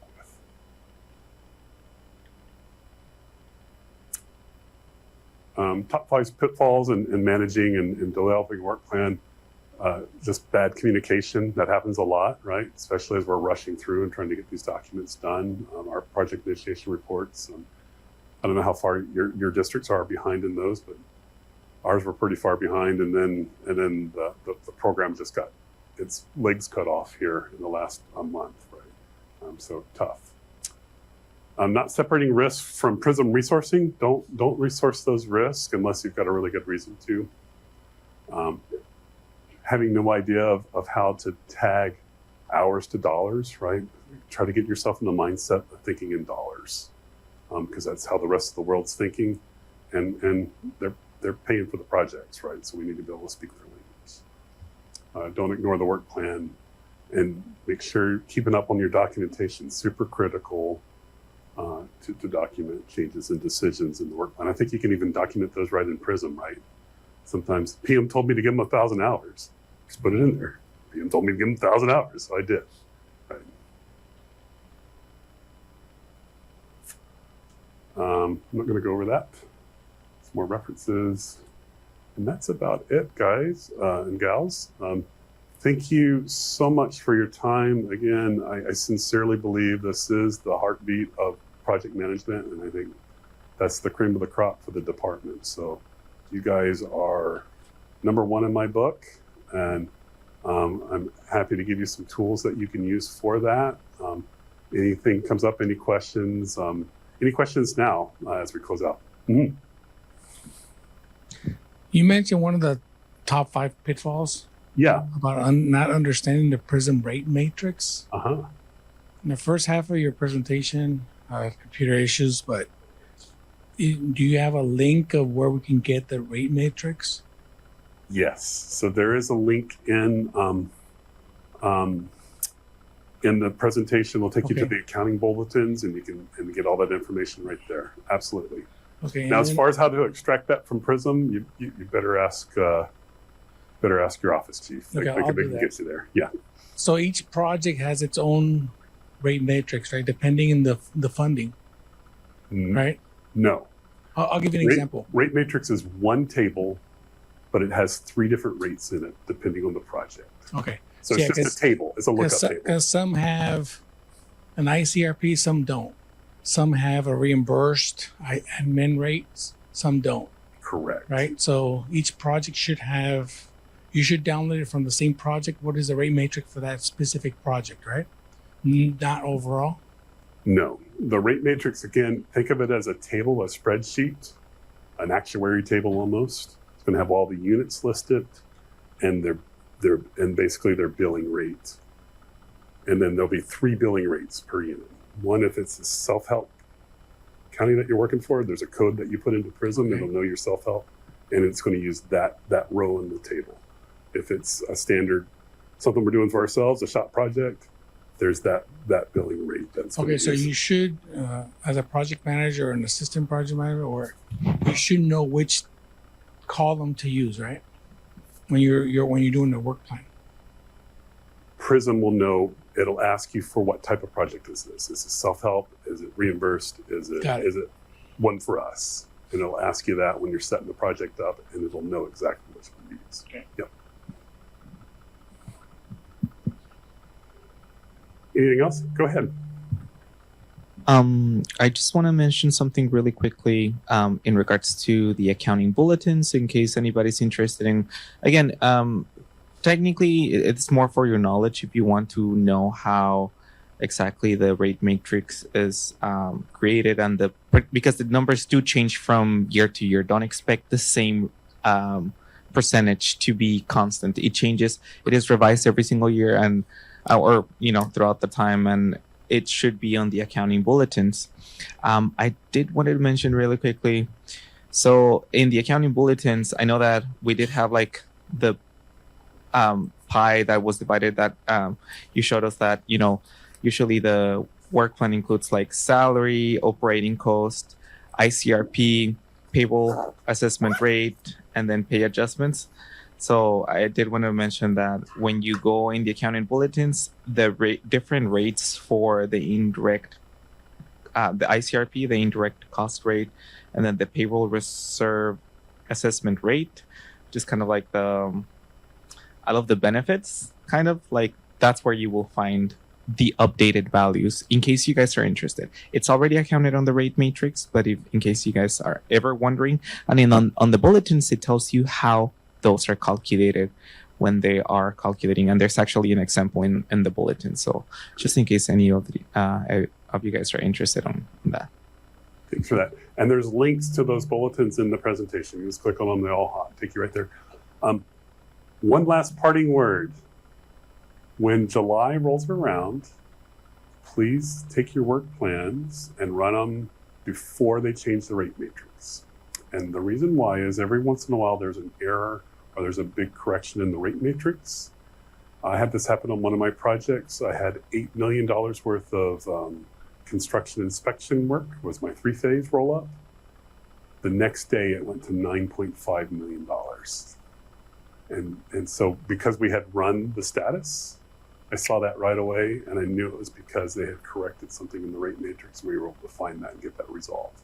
So do yourself and your PM a favor and run that, make sure you run that status at the very end of June, first part of July, like July 1, and so you can catch those changes in July. All right. Thank you so much again for your time and your attention, and All right, take Clint, advantage of it. great job as always. How about a hand for Clint?